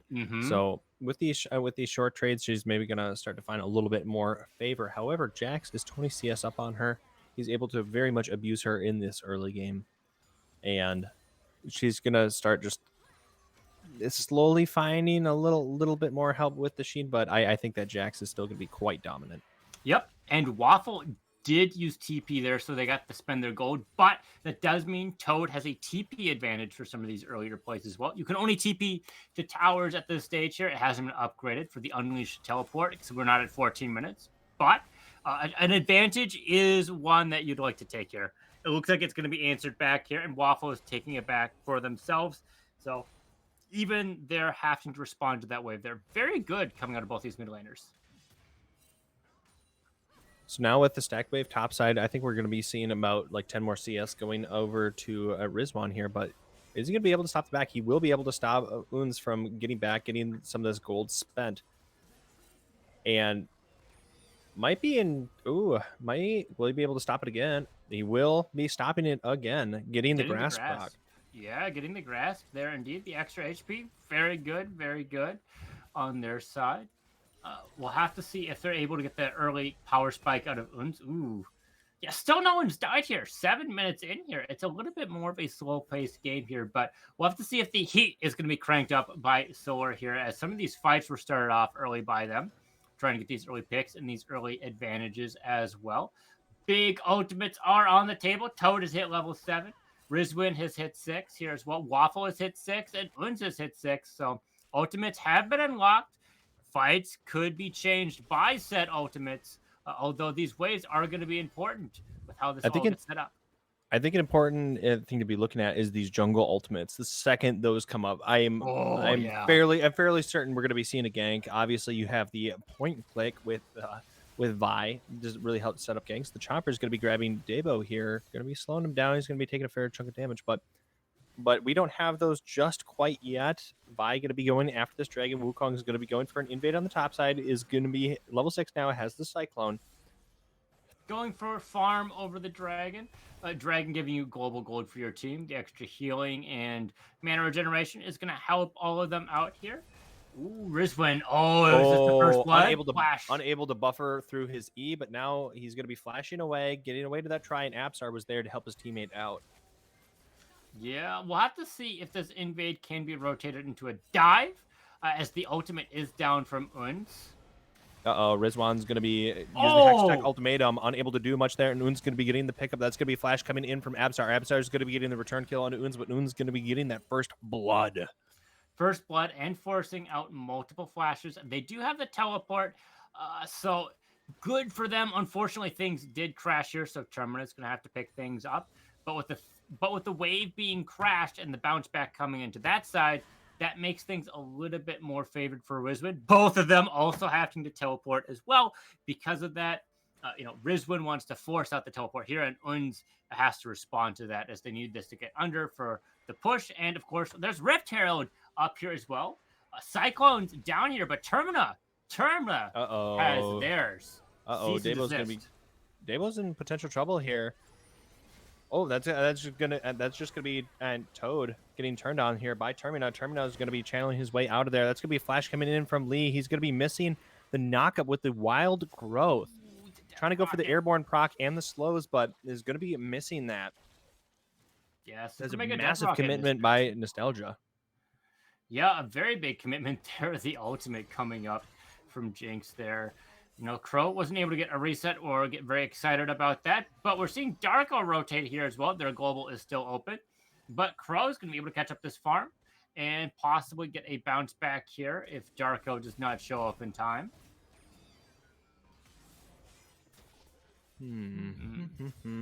No one's showing up for these objectives quite yet. People are being forced to respond to these waves. More importantly, we're seeing Lee roam here to the top side, which means that Chaotic Soul really does want this Rift Herald here as well, trying to get some of that plating, some of the pressure as well. They are up 300 gold. They didn't get the first blood, but being able to get those assists there did help them as well. They are down a lot into the top side. but they are up into the mid side as well, which is helping even out this gold lead as well. So very good for them, as well as some vision coming out on both sides. Yeah, the Rift Herald going over to Clemson. Not Clemson. I misspoke. Sorry, Chaotic Solar. Chaotic Solar gets it. So right now we're going to be having Darko and Davo together here on the bot lane, trying to just pressure Crow off of this. And now Nostalgia is going to be coming back, come help his teammate. That's going to be Choppers having to displace Davo here, but he's just going to be running on around those. Yeah, just running around, playing safe there. Not a lot of vision into the river. There is in the tri-bush, both of them at around the same time. So both sides are probably aware of Abzar trying to get a gank in there. It does make things a little bit awkward for Darko. Dragon is coming up in a minute and 30 seconds. So mid lane priority, super important. Waffle having that TP advantage, super important there as well. Both bot laners here have over 1,000 gold to spend, so they're going to want to be looking at this, trying to get it back up before it hits 30 seconds. So Crow getting that means they're going to have a nice buy advantage and potentially going to be able to shove things out a little bit faster as well if this completes. It looks like that's not going to be the case. So right now we're a minute out from Dragon. We do have just almost all of our all of our ultimates up across the board. I think we are going to be potentially seeing a Dragon fight. Both these teams really wanting to go for some of these objectives, but I think that right now, Chaotic Solar might not be able to. Actually, Oons doesn't have TP, nor does Rizwan, so I think it's just going to be a 4v4. It's going to be a 4v4. Toad teleporting in from the Mushroom Kingdom. It's down here. So Waffle does have the advantage, like I was saying earlier. 30 seconds. So if you haven't spent your gold now, you're going to be at even a more numbers disadvantage here. So pushing here, casting the Rift Herald. I love to see it, trying to get a response in the bot side, and then rotating into a dragon. Toad's getting Waffle quite low. That's going to be the command sphere shockwave. And Waffle is going to be kind of forced back off of this. Obviously has the TP, so we'll be able to come back. But they drop the Herald in the bot side. They will be able to kind of rotate that over to a Dragon. Termina is going to be having to dash out Toad and putting in a fair bit of damage. But Oons, I think, might be getting the kill on the top side. Oh, nope. Nope. Backing off.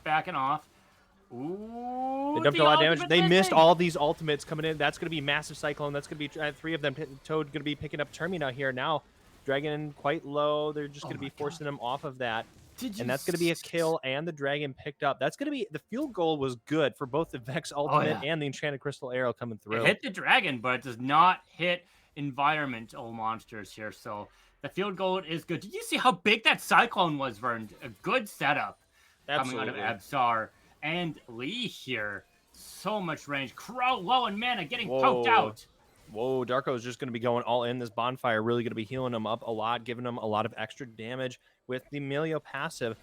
And Darko is going to be going in for this long play, slowing him the distance of the lane. Now, right now, Lee is in potential trouble, and I think they have to get it back off from the side of Chaotic.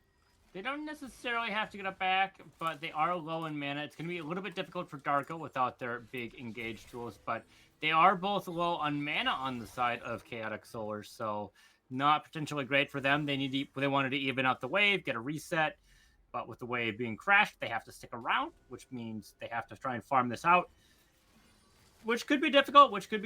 They're not in threat of being too much engaged, but that is some tower damage onto them as well. Right now, this has just been a lot of back and forth, but except for the top lane. Right now, Rizwan is just kind of being thoroughly abused, is just down 70 CS here. And now it's one level. Yeah. That effectively, Uns has done his job very well. It just keep her off as much farm as possible. Ooh, Toad's going to be in trouble. That's going to be an R coming in. Toad's going to have to flash over the wall, get away from his team. Well, the global ultimate's missing, and that's going to be a good command spear coming through. Waffle's quite low, unable to get that pickup. That's going to be a flash coming in from Termina. He's going to be missing the stun, and Abzar coming in to save his teammate, and Davo going down in the bot side himself, and that's going to be a return on and turn onto Waffles, and he's going to be going down. Oons TP'd into the bot lane, but unable to find anything, and that was a return TP from Rizwan. Yeah, there's no question as to why this Wukong was banned into game 1. So much value coming out of it. More picks happening into the bot side. Rizwan going also, in deeper. I misspoke. It wasn't Deba who died. It was Darko. So even worse for the side of Clemson. Yeah, for sure. Rift Herald coming up in 45 seconds, roughly. So that is up for the objectives. It's not going to be another 2 minutes before, I should say 2 minutes and 20 seconds for this next dragon to show up. The timer is a little bit bugged. It's not the Ocean Drake, as that was the first one. This is going to be Chemtech, not the strongest soul to be fighting over. So potentially less fighting over dragons at this stage in the game. But still, a soul is a soul. Able to get some extra resistances here. And extra shielding and healing is also going to be pretty good with some of these passives and abilities that we're seeing out of both sides. Soul is a soul, no matter how small. No, I'm kidding. But kind of looking at this spread across the map, I think that coming up here, we could be seeing a potential flame horizon from Unz onto Rizwan. But right now, you have a very big Wukong who could just dive in and blow up your team. So this game feels very close. Obviously, it's 5 kills to 1, but a lot of these objectives have been going back and forth. Ooh, that's just gonna be a very fast. Ooh, and that went. And right now, that's gonna be Rizwan going in, trying to help his team best he can. Dabo's going to go down immediately. Crow is putting in a lot of damage. That's gonna be Vex getting the return. Nostalgia going down. Darko just throwing in a lot of this damage, but Crow is excited. He is just having this fish bones just tear apart their team, but that's going to be a triple kill going over to Waffle. But now it's just the 2 mid laners duking it out. And Toad had just a nice spacing, and that's going to be an ace going over for the side of Chaotic. Yeah, a good ace coming out there. Very, very important for them.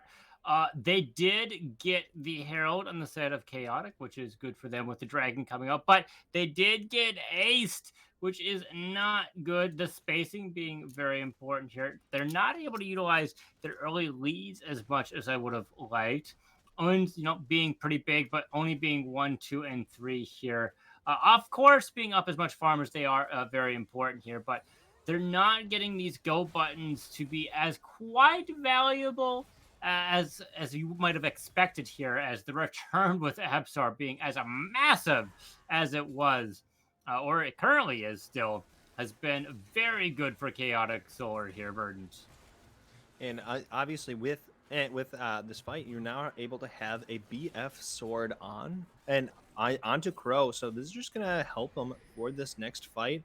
Going to have that 35% crit, have the Kraken, obviously. And if he gets excited, he'll be able to just crank out a lot of damage. But Absar trying to go in for a flank here, but they're just going to be coming together, starting to put in some of the damage onto the Dragon. The Chopper is going to be forcing their team to separate a little bit. Waffles, turning on Unz all together, but Unz is quite low and going to be going down immediately. Toad's getting that pickup. Now is on a rampage. That's a double kill for Toad. And that's just going to be forcing the side of Clemson to just get away, buzz off, go take your dragon in peace, leave the rest of us be. Yeah, Termina getting caught out there, not great. A lot of game decisions are made through jungle, and with jungle being 0-4, that makes things a lot more difficult for them. Top lane, Unz dying this many times, also not great, being that Rizwan is going to be able to respond to any pushes there a little bit easier versus him, and that was your answer coming out of Unz here. Toad chunking out Waffles here, really good news as well. Oh, Toad! 800 gold, the 500 gold shutdown on Toad being sent back to the Mushroom Kingdom. Oh my goodness. I was about to do a Toad brush, but I you know what? I'm not going to do that to my vocal cords. No. Toad's voice is an abomination sometimes. It definitely feels like. But that's a massive shutdown, especially going over to Waffles, who has put in a fair bit of work in a lot of these team fights. But that's going to be a TP coming in from Waffles himself, getting ready for this Baron. They want to turn this damage into it immediately, especially that Toad is dead. It's going to be Ultimate coming out. And right now, Absar trying to get into the backline, but Darko's in trouble. Rizwan's just going to be getting the pickup immediately. Just going to sacrifice himself. That's going to be the Cyclone coming through. And now Jinx is excited. She's on a double kill. She gets a triple kill. And right now, that's just Termina all by themselves. Clemson Orange getting caught out here, trying to start the Baron too early. They didn't have the lead like they had last time. They're down 3,000 gold right now. The resistance is being shred here, making Crow also excited here that they're going to be sitting on an infinity edge at this stage into the game.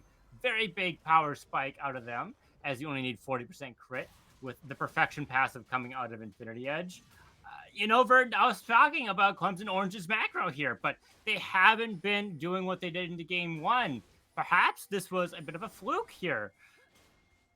So an important thing to be looking at here is that for the mid lane last game, with Silas, he was not able to just get a lot of traction going, wasn't able to have a lot of impact, but on the Orianna, with being a control mage, is really able to sculpt a lot of these team fights to their advantage and just going to be creating a lot of impact. Also, Termina is not going to be as strong, and Absar just being able to find a lot of value across the map. Obviously went from that 3-0 stat line to now 3-1 and 10.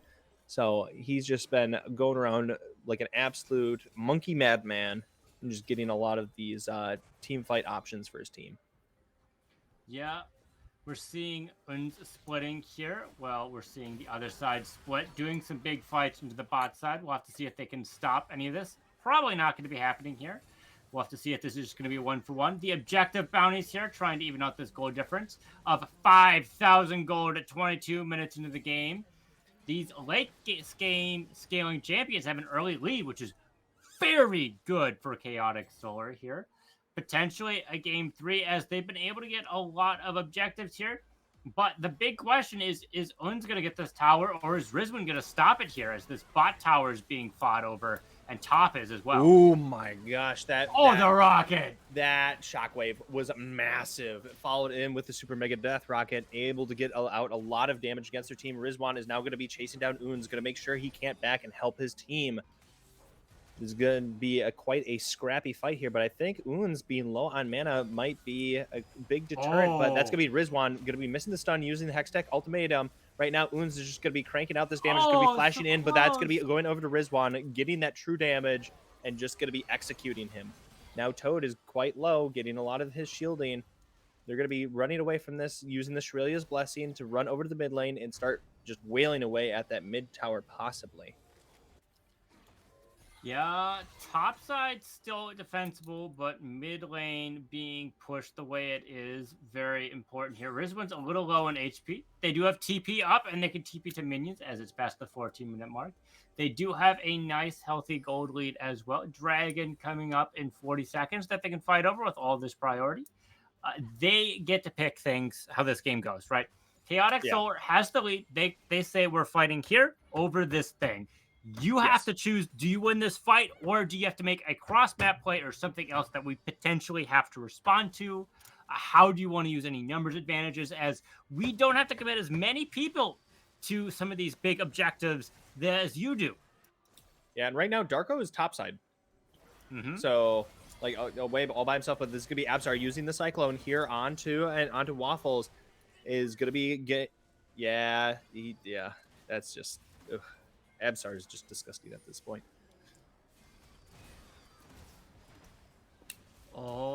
Is Un's able to get out? This is just a close back and forth. Rizwan trying to get some of this damage. That stun coming through. Oh my gosh. Just Rizwan being able to throw just output so much damage despite being 90 CS behind. Like that, Camille is a crazy champion. She's been doing a really good job despite being in a losing position for the early game. Yeah, so that's what you have with these top lane players, or top level players, I should say, as you know how to play from behind, which is just so important in League of Legends. If you don't know how to play from behind, you really, really push things ahead. Of course, being able to leverage your advantage is something you also see. The 7,000 gold lead, all these towers coming down one by one, they fall. Yeah, right now, Jericho, we shall bring your walls low. As the trumpets blast from the side of Chaotic Solar, but they're going to be back, and they're not going to be going for that top side. tower.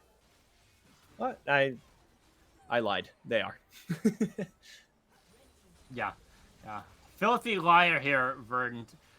Right now that's gonna be Vex getting in onto the Ash immediately, but gonna be eating the arrow with Absar. Absar now trying to get the Cyclone out, but is gonna be just kited out enough. The Super Mega Death Rocket unable to get any pickups with Toad.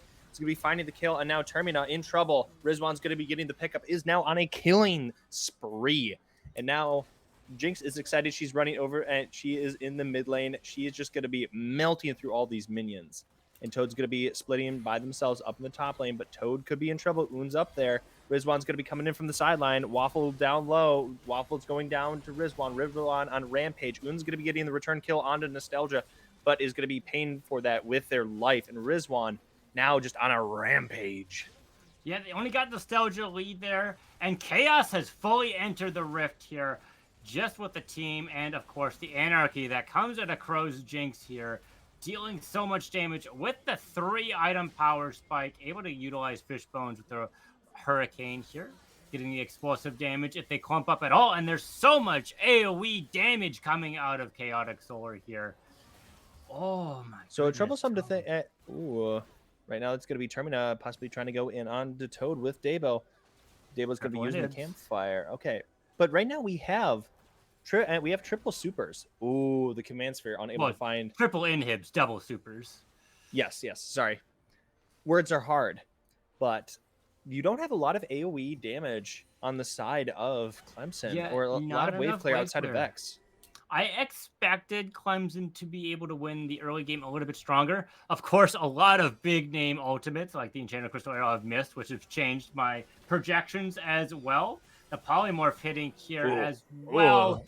Daisy getting caught out. That's going to be a probable Baron here. And with all the inhibs being down, it's very difficult to defend here if they're not careful, especially if they get picked out here. Darko's in trouble. You're the Hextech fighting ultimatum just going to be trapping you. Rizwin, you're locked in here with me. You got me for 3 minutes. 3 minutes of playtime. Of course, it's going to be a little bit cut short as Darko ends up dying 30 seconds before they're up. 3v5. Can they defend the Nexus here, Vern? I don't think they can. No. We're going to a game 3. This is going to game 3. That's just going to be Oon's getting down quite low, but he's going to be falling to Toad. Toad just absolutely brutal for the team. And now, oh no, Milio is trying his best, but that's going to be a sad kiddo. And that's going to be your game 2, going over to Chaotic Solar, and we are going to be going to that game 3. It is now going to be a best of 1. It's 0-0. What do you think is going to change in between the matches here? Well, I think a Wukong ban is coming for sure. Yeah. Based off of that as well. The combination nation that came out of Chaotic Solar, very big. All those AoE spells as well. You can't ban every control mage here, so I think just having an answer to a control mage's game plan, I think is going to be important out of the middle lane.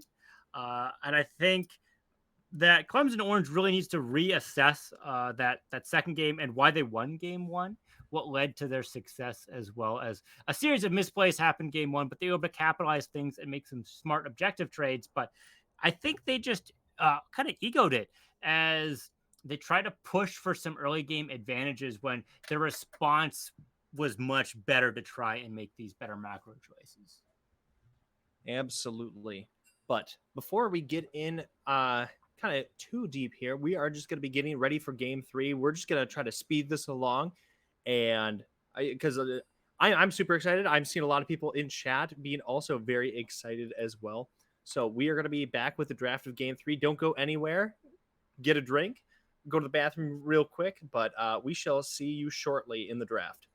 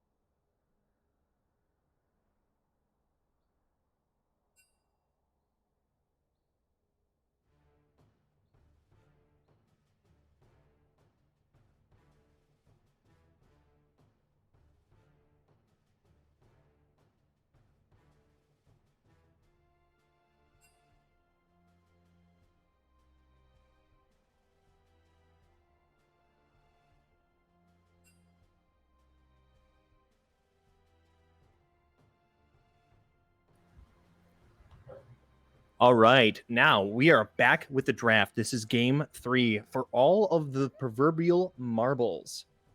So looking at this, we're going to be swapping sides. We're going to be having Chaotic Solar on the red side. We're going to be have Clemson Orange on the blue side. You have the priority pick for Clemson Orange. Who do you pick? I don't think we're unmuted, as I couldn't hear you.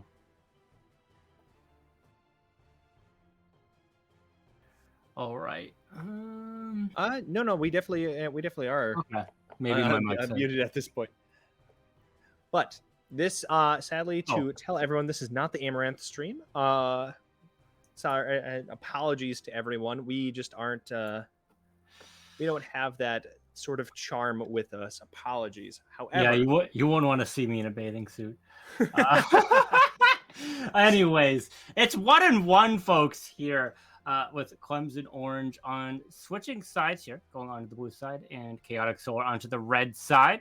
So we'll have to see what the priority pick is here with things. Of course, I do predict a Wukong ban, as that was a large reason for the success here.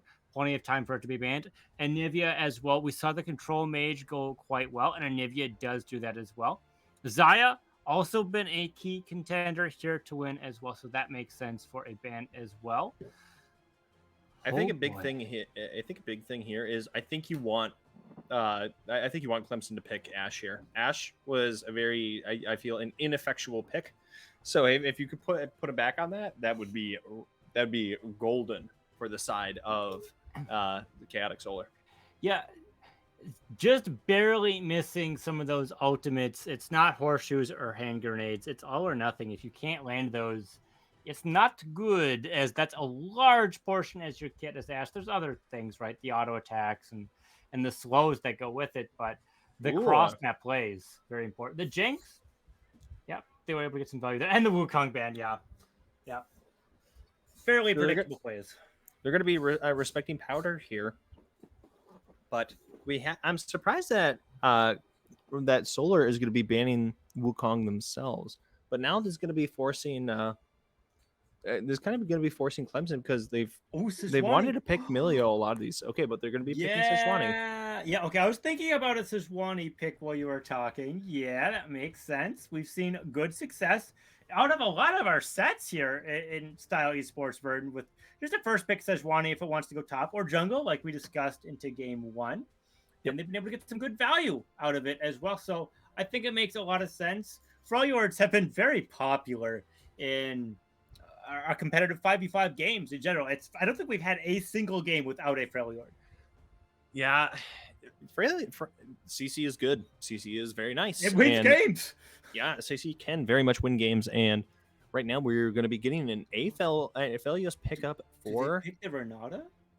That would be. It's a devastating combo. It's a devastating combo. I hate fighting it. Aphelios Renata. Hey, what if you had another 3 seconds to live and just to figure out your stuff? As you sing the Chakra song, although Powder is certainly a cease and desist out of this game with a ban, but Viola here on the Rift, they were able to get some value out of it. Of course, they did end up losing the early game. Maybe they're attributing this to the Wukong, but I still think it's a good pick.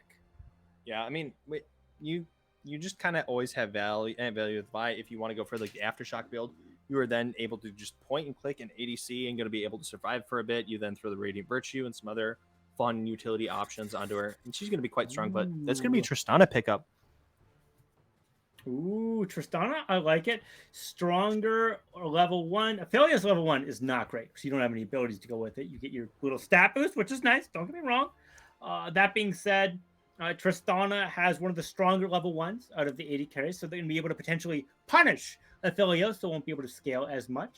And pairing that in with a potential Rakan here, able to get some setups. Tristana has good resets and can help get Rakan out with her rocket jump, and Rakan likes to move around as well. So they do pair quite nicely. It doesn't have to be a Zaya, as she was also banned. So I guess it really is the divorce hour. They could not be together in any way, shape, or form.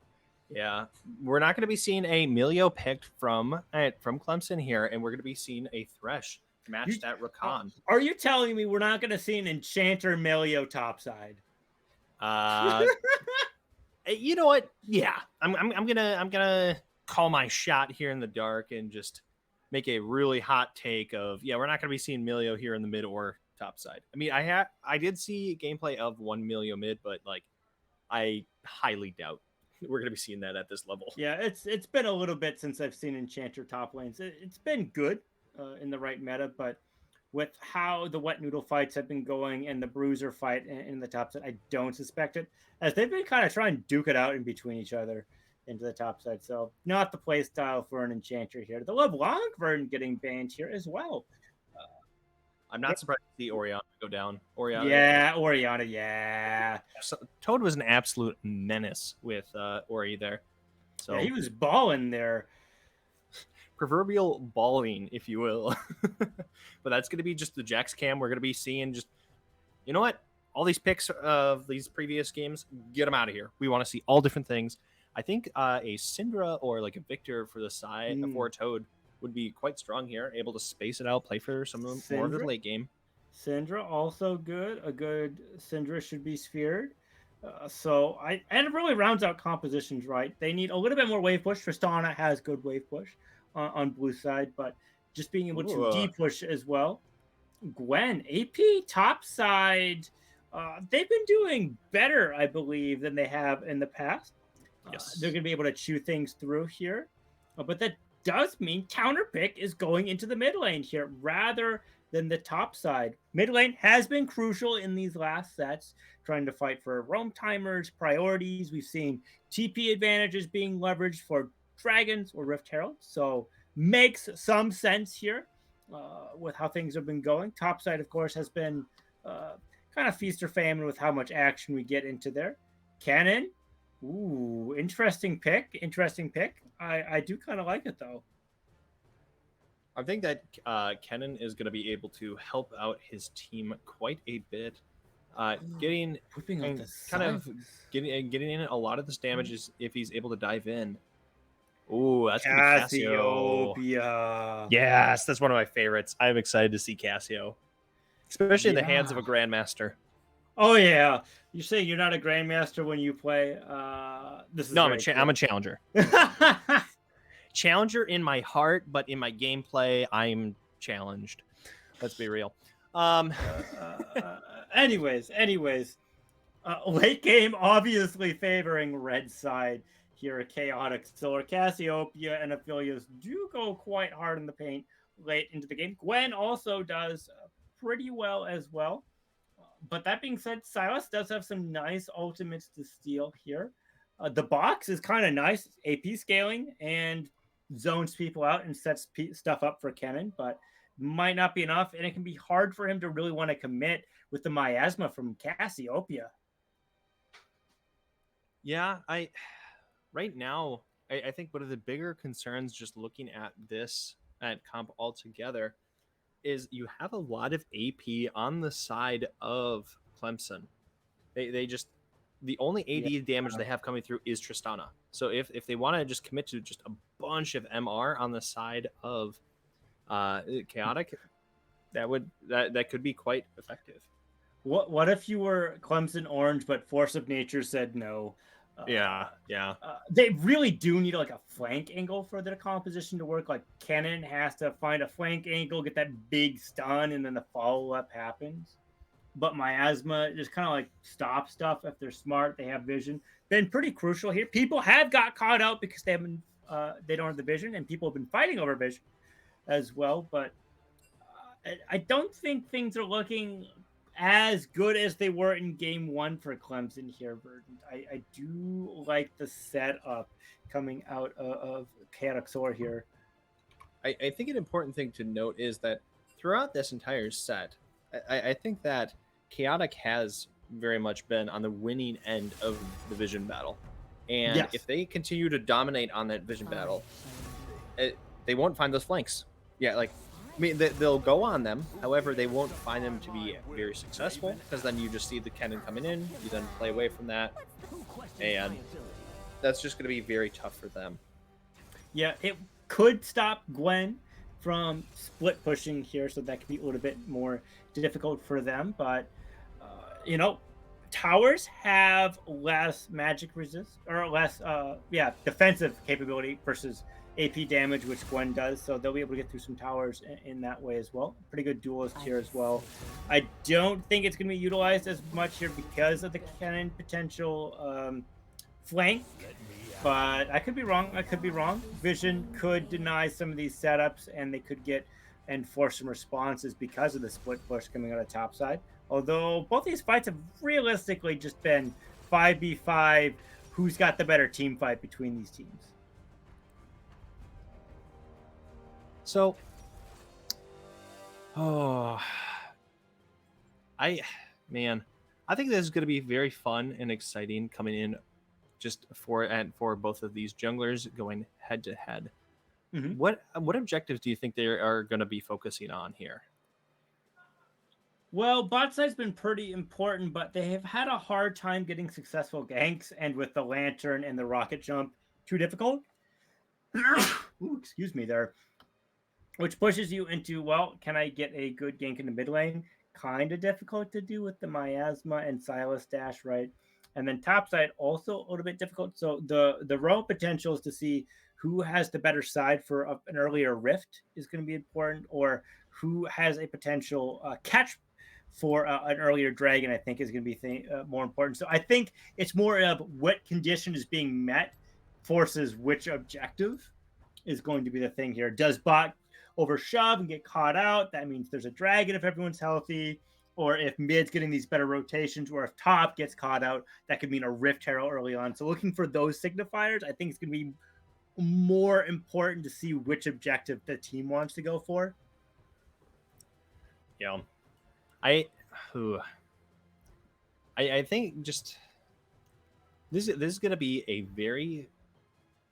I think this is going to be a very close game in the kind of early portions for top side, but because I can see a lot of back and forth up there. I think for solar side they might have to focus on the Rift Heralds more so, but they have a lot of scaling, and if they can play for time, I think they can definitely win this.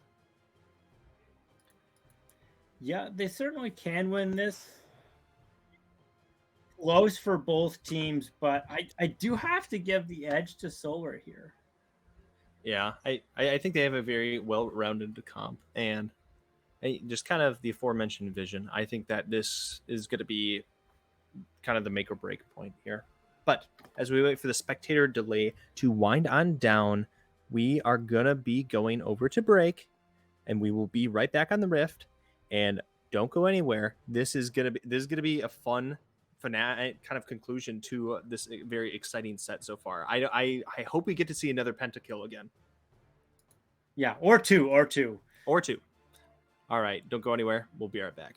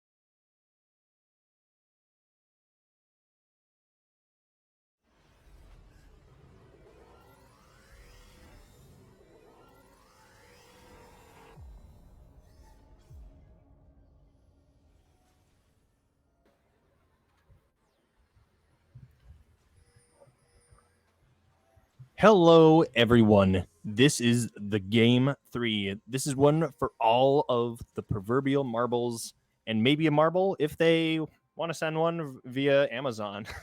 But we are getting into this action. We're going to be seeing Crow reprise his cleanse for him. We're not. I don't think we're going to be seeing very interesting keystones or summoners here. I do think Moss Stamper's pretty interesting. Weren't you saying earlier that it's been changed a little bit? And Moss Stomper still is quite effective. Like on higher levels of play, Moss Stomper is very, very good. But as I say, for lower levels of play, just being able to have Gust Walker is very strong because you're able to get a lot more of those picks because people lack vision. But when you're playing a lot more of those controlled team fights, having that 20 or 25% tenacity is quite strong. But 20. Okay, 20. But I think for the most part, it's gonna. I think I'm not surprised to see Moss Stomper come out of both junglers. You had, like I was talking in the pregame of, you have the option to go Aftershock onto the Vi, but she's going to be going with Conquer, so that's also the other big option. You could go Hail Blades if you want to go for a super aggro, like gameplay, but I think Slow and Steady will win this race for the side of Chaotic Solar. Ooh, Nostalgia League going to be getting the massive flay, going to be pulling him back to his team. Darko's getting quite low. That's going to be the exhaust coming through. As Darko is going to be having to commit a heal. No, he's not going to be committing the heal there. Setting up a heal bait for a gank coming out already out of Termina. We'll have to see if they can terminate. Darko pretty low though, but with the wave being shoved up and the ward being caught there. Oh, the hook! Ooh, that's going to be flash coming in from Darko. He missed that far and wide, but still had to use that flash there. So Darko now going to be in massive trouble here in this bot lane. And now you have the level 2 spike, and unable to do much with it. Yeah, you don't want to be pushing up as an engage support because they're super cool. Oh my goodness, I've misspoken. Okay, wow, that's going to be all in. Darko's going to be jumping on out. That's going to be a flash in from Crow. Is he able to get the pickup? Yes, he will. That's going to be 400 gold going over to Crow. Now he's going to be turning the damage into Dabo. Dabo is going to be walking on out of that, but that's going to be a fat pickup here on the top side. But Un's now going to be having to flash away from the stun coming in from Absar. And Termina is going to be slowly walking on up towards the top side, seeing if he can maybe work with his teammate. Yeah, the extra range coming out of Crow, they're landing the Q there. And of course, we can't forget about Lee's setup there, the Hex Flash into the Flail Hook, able to secure the kill there as well. Forcing out the flash earlier was very good for them. It was more difficult for them as an engage support to get that, but they were able to get that despite the attempts coming out of Darko. So Nine Crow having a nice advantage here. Very good into the early game as Darko should be a little bit stronger, but with this extra kill, that'll help even things out. So right now, Termina is going to be coming in behind Toad here. Toad trying to get away the best he can. Going to be throwing down some of these spells. Yeah, I don't know if the miasma is enough to save him, but that's going to be a flash coming through. Toad's going to be going down. Now Waffle is going to be fighting against Absar. Absar is getting quite low himself. Going to be throwing in a lot of that damage. That's going to be a double kill going over to Waffle here in this early game. Yeah, the rotations, like I said, super important. And it looks like the rotations were coming a little bit stronger here at Termina. First gank didn't work out as well, but that second one, the second gank was able to get stuff set up here. Ooh. Waffle able to get 2 kills here. Very important for them as well. Toad not being able to scale the tier first long and losing those minions as well. Very important, as this could be a good reset for Waffle if the crash was good. So right now, obviously a massive swing over to the side of Clemson, but further bot lane, they went for an aggressive bot lane. And, he almost was able to find that hook there. With their aggressive bot lane not finding as much of that early value, not finding in that early kill, do you think that Darko's going to be in big trouble here, or they're going to be fine? Ooh, waiting phase isn't over. Termina is coming in from the sideline. Crow is in deep here. Going to be getting out with the lantern. And Darko's going to be fully jumping in, getting rooted. And going to be, wow, going to be igniting that bomb, jumping out again. But Darko definitely chunked out. Crow is still putting in the damage, putting in the work. Termina Ooh. in trouble. Does have the aftershock, Brute. but Crow's going to be getting that pickup. Now that's 2 kills onto Crow. Yeah, 2 kills on the Crow. Exhaust doing wonders, stopping Darko from doing the damage and getting the resets that they need. Cleanse stopping the ignite, making sure Crow stays alive. And the gravity gun putting some extra slows and, of course, the root for the final blow into Terminus, getting them terminated. So, very good news here. Potential setup for a dragon, but HP and mana resources are starting a little bit lower, and Absar still really wants some of those camps as well. So I don't think a dragon's going to be set up here quite yet. This gold does want to get spent. It's burning a hole in their pockets. As it's 2-2 right now, gold, very even, 100 gold plus or minus a bit. So both teams fighting for a lead right now. So right now, this is just going to be setting up in Nephelios for the late game, and this is maybe about like one of the last people in this game that you want to just give that early lead to. Yeah, tier 2 boots right now, really good on that champion, especially if you get your chakras.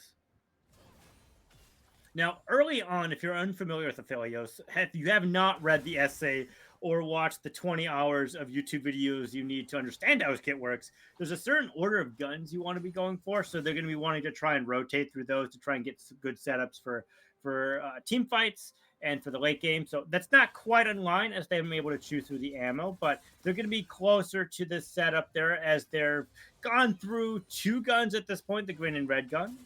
So they're getting closer to that condition, which is something here. As they have red and white, a pretty good combination right now. So if they want to fight, this is a good opportunity, especially with the boots.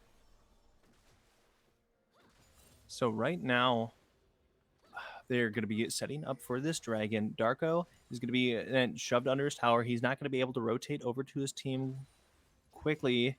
But obviously, Absar being in base, that's just gonna be nostalgia, getting a lot of this vision control, but not much else is gonna be happening of it. Yes, Oons is gonna be committing his ultimate, unable to find the grab onto Rizwan. Rizwan gonna be using Ghost to get away from the top play. Yeah, Rizwan got a nice shove into there, and Uns was trying to get a good pushback with their ultimate. Rizwan's gonna have to TP here in response because of the counter push. But that does give Uns a TP advantage. Oh no, the rocket jump was canceled, Verdant, although they are under tower. Right now, Crow's going to be throwing in a lot of this damage and going to get a lot of the crescendum and autos onto Darko. Darko getting quite low at this point. That ultimate coming through. Will that be enough? That will not be enough to pick up the kill onto Darko. He is going to be having to use his heal there in order to survive. But now you have Absar coming in from the sidelines. He has level 6. Darko is Dabo is going to be trying to jump to his teammate, but that's going to be the charm coming through. That's going to be the unstoppable knockup. Yeah, that's just going to be double kill going over, and that's going to be a killing spree. Oh my goodness, for the dive, the wave, and the hooks there. Super well played, dodging the turret aggro, or juggling it around is what I should be saying. 3 kills onto Crow is not what you want to be facing here. Draco wasn't able to get into safety there, the rocket jump being canceled, and turret plates being punished as well. Very, very good. We didn't touch on it yet, but Dragon has been taken by Chaotic Solar as well, giving them some extra shielding. Very good for their composition as well. Just right now, you have to consider that you have Crow in the bot lane who has 3 kills, has a obviously a very mild CS lead, but you still have Cassio in the mid lane, did die earlier on, but she has a CS lead over. She has a CS lead over the losing lane. Oh, right now we're going to be getting into the action. Crow is just going to be dove on by Darko, but now they're going to be turning this play. You have Termina coming in from the sideline. They're going to be getting that hook. Dabo could be in trouble. He's going to get rooted. The Glacial Prison coming through. Absar is going to be going down to Darko. Will he go for the jump in? It's looking like going to be getting the hook onto Termina, but nothing's going to be coming of that. Crow has some good push deep push because of their gun, able to get another kill there. Super important. I know you highlighted that Toad as a CS lead. They're still down 400 gold, between them, but that's still going to help mitigate any losses. Farm does help mitigate those kills, the 2 kills that Waffle has. Not going to be quite enough here. Ooh. But they do scale a little bit harder, so that gold deficit will eventually accrue as they're going to get a little bit more value out of these items. Crow also having these kills very important as well. A solid 1,400 gold here, so an entire Noon Quiver effectively over Darko. So right now we're going to be having Oons just kind of just continuously shove it in this top side. It's going to be shoving in this top side, going to be picking up a plate. But I think this is just going to be a fairly subdued top lane. Rizwan's not able to kind of trade back into Oons very effectively. And if Oons space it out correctly, he's just going to be pretty safe on this. But this is going to be, yeah, that's going to be the knock up coming in. Darko still has the rocket jump. No, it got canceled. Jump away. Oh, it got canceled. I didn't see that. Yeah, they misbuffered it. They misbuffered it. Oh, no. Yeah, okay. Just as it was hitting, they didn't quite time it, which means they got ultimated cease and desist by Absar. Another kill on the Darko. It's not what you want to be seeing into game 3 here, Verdant, as there's a 1,100 gold lead here. Uns has been able to get some favorable trades into the top side, which is good for them.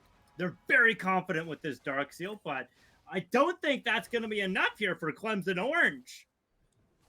Yeah, Gale Force. You already have a Gale Force coming in, and you have the Roa. You have the Roa on the mid lane. Toad had his first, and I was gonna say it's already stacking, and now Waffle is just gonna get kind of burned down. Does have more mana. Will be able to trade back with the W, get a fair chunk of healing, but whenever Toad has Miasma up, that's going to be spelling out some potential trouble for Waffle here. But Dabo's going to get spotted on a ward, so he might not be able to get this flank as he would have desired. But Dabo is now getting collapsed on. Going to be running into this drag pit and going to be probably hopping over the wall there. Yeah, another thing to note here, Dragon coming up in a minute. The extra vision coming out here as well. Lee having a higher vision score of 12 more, by the way. The Rift Herald being forced out. This late in. Oh, the Glacial Prison not sticking. Yeah, that's going to be a flash guy having to come out of Toad just to get away from that Glacial Prison. But an important thing to note is that there is a zombie ward on the Rakan, so he just hasn't been able to contest a lot of this vision just because of how aggressive the side of Chaotic has been.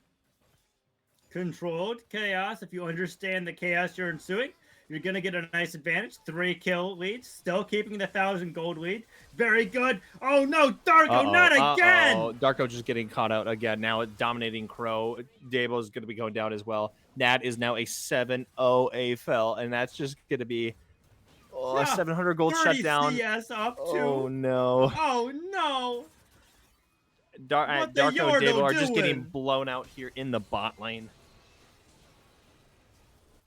Oh, that early play where they're able to just trade in a lot of the damage, I was gonna say there's potential like when they're able to trade down and get Tristana that low and she wasn't able to play aggressive as she really wanted.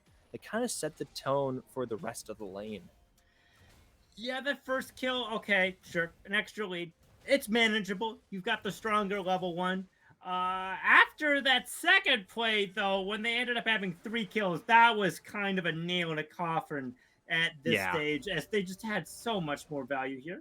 Although first tower here coming up into topside. Very good news here. Very good news here. Nashor's was not unlocked by Rizwan, as Nashor's has changed. Important to note, it's basically the old Nashor's with the cooldown reduction. Right now they're getting, Nostalgia almost had that hook, but right now this is going to be a 4v4, but Crow's a little bit separated from his team. That's going to be Absar having to dash away, get away from, and all of this. But we had Dragon obviously go down. Absar was able to pick up another Dragon. That's going to be a Ocean Drake. Sorry, words are hard. I'm like yep. It's not Cloud. That's what kept coming up in my mind, but that's going to be an Ocean. Cloud Soul. Extra movement speed when you come through that, and then of course the extra abilities that you're going to be getting out of your ultimate, some extra value out of them. Very, very good here as well, especially with the go buttons that you have, and of course Crow being able to kite things more than they already have with the Gale Force. It looks like they're going in for a nice strong item here. They're not going with the what last patch they were doing was a first item Bloodthirster, but with the shield nerfs early on, they're not going to be able to get that value. So this is why they're building a Gale Force right now. So an important thing to be looking at here is I think topside Oons is definitely going to be winning this topside battle. Was able to take that first tower. Termina is now going to be caught out using the flash, trying to get away from this. But you have the hook onto the mid laner, but Darko in trouble. Crow going, getting legendary in the bot side. Darko going down again, but now this play's looking terrible, and Oons is going to be getting a double kill. Right now, Kennen kind of looks to be your potential carry for this game.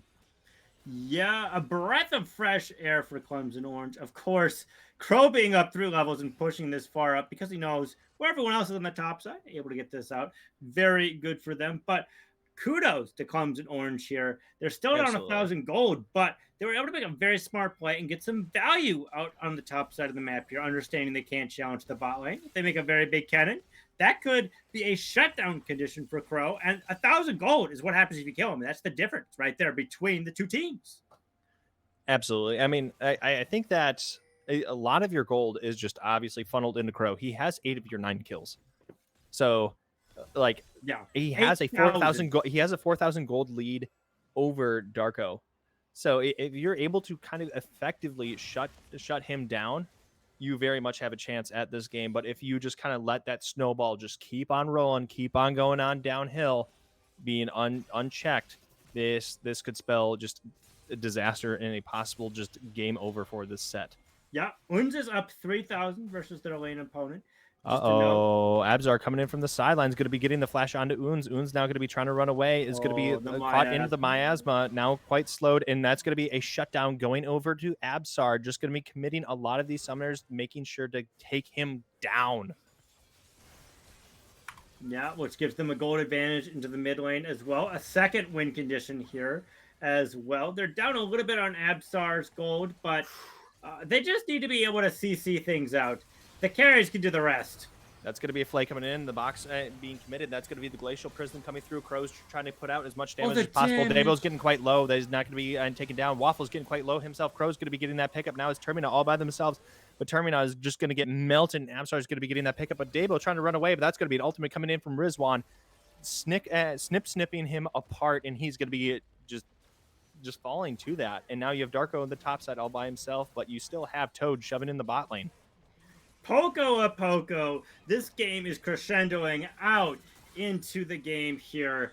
Crow sitting at a massive 9 kills here with a big 50 farm lead.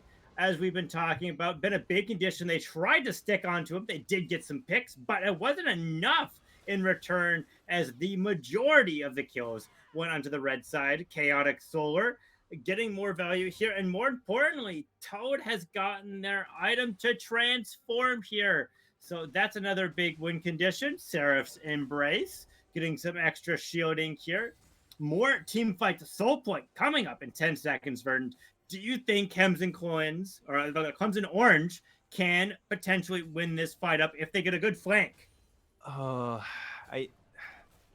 It's the Rift. I'm like, they're going to be able to drop Shelly. Maybe that's enough to detract the vision here. But you still... Ooh. They could be looking on Abzar. Abzar is able to dash on out. But they were able to kind of complete a lot of this vision. You do have the TP coming in on the backside. That's going to be Toad all by themselves. But now they're going to be going for a pinch. And Uns is behind all of them, has that flank, and going to be coming in with the ultimate. Crow's going to be flashing away, and now they're able to pick him up. That's going to be 1,000 gold going over to Uns, but now they're going to be turning this play onto them. And Waffle is going to be going on down. Uns is going to be picked up as well. Absar is going to be getting that last kill, but that's a triple kill over to Rizwan. And hey, let's be honest, Gwen is still very much a carry in herself, so giving gold over to her is going to be quite scary. She's 4-0. She's going to be massive. Yeah, she didn't have any kills for a while, and then bam, you have an ace. 4 kills on Rizwan. Super big Soul Point coming out as well. The 1,000 gold is not enough to cleanse this game into existence. Crow isn't going to have a perfect game, but of course, 6,000 gold Verdant at 20 minutes. That's quite an advantage. Yeah. Even though they got no Rift Heralds. Yeah, I mean... you just have too many elements now that are just slowly become a obviously Crow was just an inherent issue, but like you now had a lot of the other people who didn't have kills, didn't have a lot of stuff going for them, now have a bunch of kills and now have shutdowns. You have obviously the shutdown onto Rizwan and to Absar, so they're getting a lot more value, and you still haven't killed the Thresh, so he's finding a lot of value in a lot of these fights. I mean, he's been a part of 15 of the 18 kills, so you can do the math. I think that's somewhere like high 80% KP, and has just massive vision across the map, despite not even having zombie ward compared to his counterpart. Yeah. That was a good flank by Oons though. I did like that he was able to stay in that top rush and able to play for that. It was a good flank. It was a good flank, and I was like, this is how they would win the fight if they have it. Wasn't enough. The goal difference has been climbing out too much here. Yeah. Is this too early of a Baron? I don't think so. It could be turned. It could be turned. I doubt that it's gonna get turned here at this point. Yeah, no. If they would have won a fight, it would have been right after the Baron with the damage being down and the maximum amount of resistance shreds. That's not the case. They're gonna be able to shove things out. Right here, the counter shove coming out of Unz, who had TP up here, the first strike gold, helping them get that gold lead that they need. But that's not gonna be enough here. Oh my gosh, Darko. Ooh. The flamethrower passive just going to be putting in a lot of work there, but that's going to be Termina trying to go in onto this mid lane potentially. Okay, unable to find anything. But yeah, it's a 1-3-1 with Baron. So an important thing to be looking at here for kind of the rest of this game, as we kind of aforementioned in the draft, there's only one champion with 80 damage on the side of Clemson, and that is Darko. And Darko has been just kind of very much neutered, obviously for gold and levels. So for the most part, you just need to build MR on the side of Chaotic, and you can just kind of ride this lead out and just continue to win all these objectives and go for the 1-3-1. Yeah, Crow has 3 items. Darko has none. Oh, has 1. Sorry, has 1 completed item. Boots don't count. That's going to be TP coming in from Oons, but now Toad is all by himself. Does get the Stone Gaze down, but is going to be falling down. Waffle is going to be getting that pickup. Now it's going to be Rizwan coming in to help the corpse there. Absar is coming in from the sidelines. They're going to be jumping in onto Darko. Rizwan's still alive, going to be getting a lot of these snips healing. Now Absar is going to be trying to return the play, but Crow's going to be finding Oons, going to be getting a double kill onto him. Termina is getting quite low himself. Is Rizwan able to catch up? He's going to be dodging through. Will he be able to get the dash? Yeah, this is... Oh, the snip and misses. Right now, Termina, it's looking good. He might be able to get out. How deep in the Yakety Sax track can we get? How long will this fight go on? Crow is hitting the bot side tower as these fights are happening with Waffle and Absar as well. And Nostalgia Lee here sitting here as well. Waffle is trying to get this out as they're low on mana. Absar has not a lot of mana at this point, but is going to be getting some back. Going to be going into the jungle, but is going to be finding that pickup there. Finally able to proc the passive and get the damage. 2 inhibs during the Yakety Sax track. Verdant and the top tower taking some damage here as well. Not looking good. But they have the base advantage. They're able to trade, get back, of course. And, that's not good. Yeah, Darko is just going to get picked up again. Then Toad's going to be getting the kill onto that. Stone Gaze coming through. Crow is just going to be crushing through the Rakan there. And Javo is just going to get blown up. Oon's trying to get in best he can, but that was an amazing death sentence by Nostalgia. Going to be stopping him from diving into the back line. That's going to be a Rampage going over and the Crow right now. Termina all by themselves, but going to be just melted by Toad and just going to be succumbing to the poison. Ooh, that was a nice Stone Gaze, able to get 2 stuns, but yeah, Waffles, I'm sorry, buddy. With no team to follow up there. That is lights out. It's going to be 2-1. Oh my goodness. That was the reverse sweep coming in from Chaotic Solar. Chaotic Solar indeed, bringing chaos into the Rift. A lot of fighting, 27-7 with a 12k gold lead. Well, a little short, 200 gold short as well. But look at the vision coming out of Lee. 80 vision score. What? That's almost 4 vision a minute. Yeah. I honestly, that Nostalgia, just that entire set was just putting out an an insane amount of vision, and I think that very much was that was very much like a game deciding fact for a lot of these teams. But right now I'm gonna go see if Chaotic wants any of their people interviewed, and it appears that they want to, and they want to be able to interview Rizwan. But in your opinion, Abba, who do you think was the ace for Clemson, and then who do you think was the MVP for Chaotic Solar? Orange was able to get a lot of value. Game 2, they didn't perform quite as well, but I thought Game 1 and Game 3 did pretty well. Waffle also, I think, performed quite admirably, and Dakota did quite well. But with their performance in Game 3, I don't think I can give it to Dakota. Good Game 1, Game 2, but I think Waffle might be the ace. Yeah, then, I think Waffles definitely did a very good job. Waffles, and for a little bit of context, is a plat player. Like that's his count, and he was up against a grandmaster, and I think he held his own. I think he actually in some of those games did better than Toad in the laning stage. So I think that Waffles very much rose up to kind of meet the occasion. Yeah, met the occasion there, got the priorities and the roams that they need. Of course, their macro wasn't quite on point as much, but that's to be expected, right? There's only so much you can do, but they played quite well. And then for Ace, it's so difficult here, right? Because like you have the vision and the hooks coming out of Lee. Like that was outstanding. C9 Crow did very well with their picks as well. Was pretty consistent here with that last game. They were able to punish things quite well and was a good chunk of the reason why they won. But the other side, Rizwan also did quite well. I do think in the end, C9 Crow was the key. Yeah. Okay. Just a quick go back. I think that Uns was able to find a lot of value, like him and Waffles. So I'm like, I do want to give a little bit of a shout out to Uns because Uns did great. Yeah. I'm like in all 3 games he definitely was beating Rizwan. Like was able to keep him off a lot of farm, and I think in a lot of the 1v1 capacity, I think he's beating out Rizwan. But obviously for like overall as a team, team game, they weren't able to kind of. They got the CS advantage that they needed into the Camille, but the Camille was still able to get online, and they weren't able to stop some of those picks. So that's what's tipping me off. I think that's why, and the skill gap that Waffles had to overcome into the games as well is also a solid reason, I think, as well for Ace. Sorry, but yeah, continue with Crow. I apologize for interrupting you there. Crow just very consistent amongst all 3 games. Obviously didn't have quite as much, but they did get the pentakill, right? So pretty good player.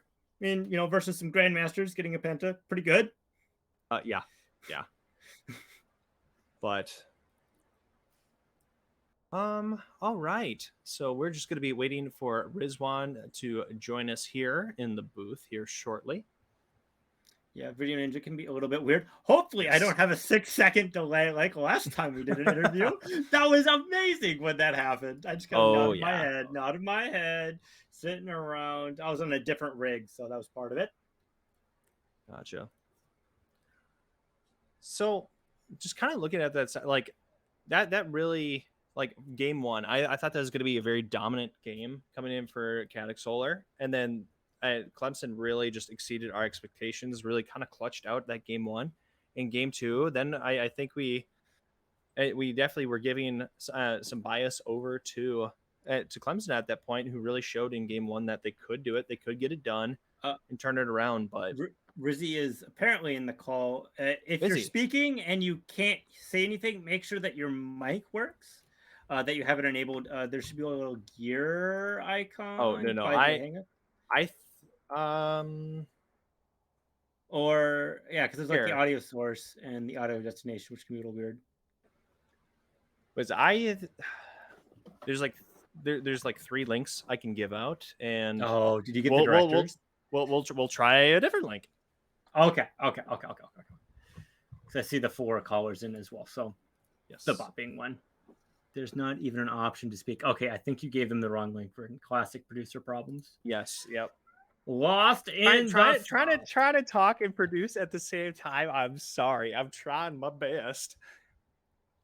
Horseshoes and hand grenades. Horseshoes and hand Yes. grenades. Of course, you do the same thing whenever I'm producing. For sure. Okay. I whispered one over to you, Riz. Yeah, it looks like they're not in right now. There is 3 and 3. Well, you're doing that stuff of the producer side things. Does chat have any hot takes on how these games went that I can try and read out and discuss amongst y'all? We'll caster chat one-on-one for the prelude to the interview.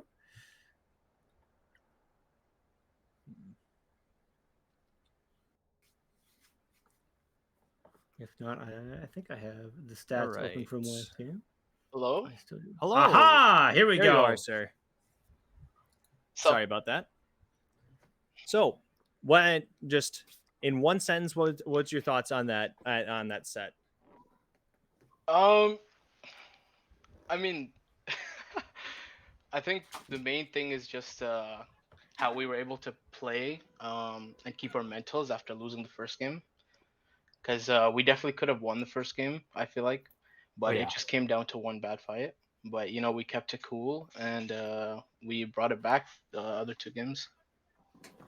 Yeah, I mean, speaking of like bringing stuff back, that game 2 was looking quite dire for you in the top lane. I think you were almost at a kind of flame horizon situation. However, you guys were able to continuously get some kills onto Oons over and over, and he went from just kind of that 1-0 stat line to I think about 1 in 8 or like 1-6 to 8, somewhere in that ballpark, and you were able to kind of turn around a really dire looking top lane situation, and you were able to find a lot of value, able to continuously get pickups onto Darko.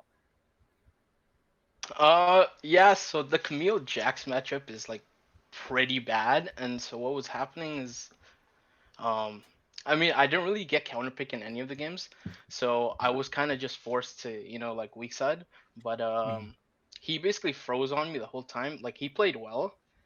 So there wasn't much I could do, but I've been in a lot of situations playing behind from Camille, and like she's really good at team fighting. So I just kind of focused on doing my job and killing the people I could, because you know ADC, I can just kill them even if I'm behind. And did your job. You did. I think you did a very effective job of just continuously hunting down Darko, finding him. I mean, some of those times I'm like, I think you still died, but it didn't matter because you went down with the ship with me. Yeah. And minimizing any wave sort of damage that was coming with it as well. And of course, you had a good, reliable, strong side as well. So just setting up that team fights, you know, very good, very good. Which game do you think felt the best for you personally? I mean, for me, I think it was definitely the second game, just because of how like dire the situation was in that lane. Like I was getting really frustrated, but you know, just trusting that my teammates could pull through, and I could just play weak side basically. And yeah, definitely the second game. So having gone up against the new champion, we haven't really gotten to know a lot about Milio in general. Do you feel that Milio had like an amazingly strong impact this game? Because I know that prior to, you guys were considering of, do you want a gentleman's and hey, no Milio, but you guys ended up having to face that obviously in game 1, game 2. Do you think that what are your thoughts about going up against that champion? I think Milio was definitely a good champion in situations where you're playing against a lot of CC, but like in a lot of our drafts, we drafted a lot more champs with like knockups or like uncounterable CC. Like the Camille pick, basically Crow was like, "Oh, you should just pick Camille here. Like they can't get out of your ult no matter what, right?" So Yeah. that was kind of the whole take. Like you go lose top, but the pick is gonna be worth it. Just to like counter Emilio and like their team comp basically. No, that proved out to be very effective. Hextech Ultimatum just is such a strong ability of just being able to just kind of baby cage that single target. For the game 1 being Melfight, I know that Melfight has definitely seen an increased pick rate. Did you want to play Melfight there, or did you want to play something else? So the two options I was putting on the table were, it was one of them was Malphite and the other one was Cassante. I Okay. was debating between those two, but so the only reason you wouldn't pick Malphite there is because they could counter with Silas. But since we picked Malphite and Silas together, we kind of took away like Malphite's only big counter pick. So it went really well with our team comp because again the knockups can't really be countered, and the engages with like Rakan and stuff. It just layered really well. I was gonna say, I'm like, I know that game 1, like there definitely were like you had some very good moments. I think it was over by the blue side, like it was between like the blue and the Gromp on the blue side of the map, where then you were all by yourself. Your teammates were in the long brush, and you were able to just get I think it was like a triple knockup with the unstoppable force. You were able to really just try kind of turn that fight around, and then that netted, I think, into the pentakill for that particular play. Yeah, they had the back on people. Yeah. My whole goal was just to try and like get Alta Zaya, and like we just wanted to CC her before she could ult, right? Because if we layered it properly with the Rakan and me, like she shouldn't have been able to ult out. So any fight we were able to do that, we obviously won. But then if we couldn't kill her fast enough, then we basically got wiped. Yeah. So what were the comms like for just Crow just going absolutely just bonkers in that last game in the bot lane? Well, I want to give credit to both Crow and Lee, our support. Yeah. They both went absolutely nuts. And again, I was playing weak side, like, just farming. It's just obviously whoever is ahead starts to calm more because we got to play around the win con. So Crow was doing good at letting the team know what he needs around him, and like where to be to just help him snowball, basically. Yeah, I mean, for the shout out to Lee, I mean, Lee was an absolute monster for vision. Like, like if you go back and look at some of those numbers this set, like I think he was in most stages of the game at minimum doubling Devo's vision. So Lee was very much an unsung hero. I mean, he utility wise, he did a lot. It's so much harder to notice that because you just don't notice like, oh, vision's happening, so my team can do this crazy play. So I always favorite my support at post game as an AD carry mate. I feel obliged. But yeah, good shout out to Lee right there. Yeah. But with this being the losers finals, are you excited to then play for the winners finals? Oh yeah, I think my whole team's looking really forward to playing against Asian Invasion because this is a team we were in finals last split and we lost to them, and then we got knocked to losers bracket because of them again. So we're really looking forward to just finally getting some revenge. We think we can take them down this time. All right. Well, good luck in kind of some of this downtime and trying to get kind of prep for this revenge against them. I'd like to thank you for joining us on this interview today. Yep. Thanks so much for having me. Good luck to your team for the finals. All right. Thanks, guys. See you. See you.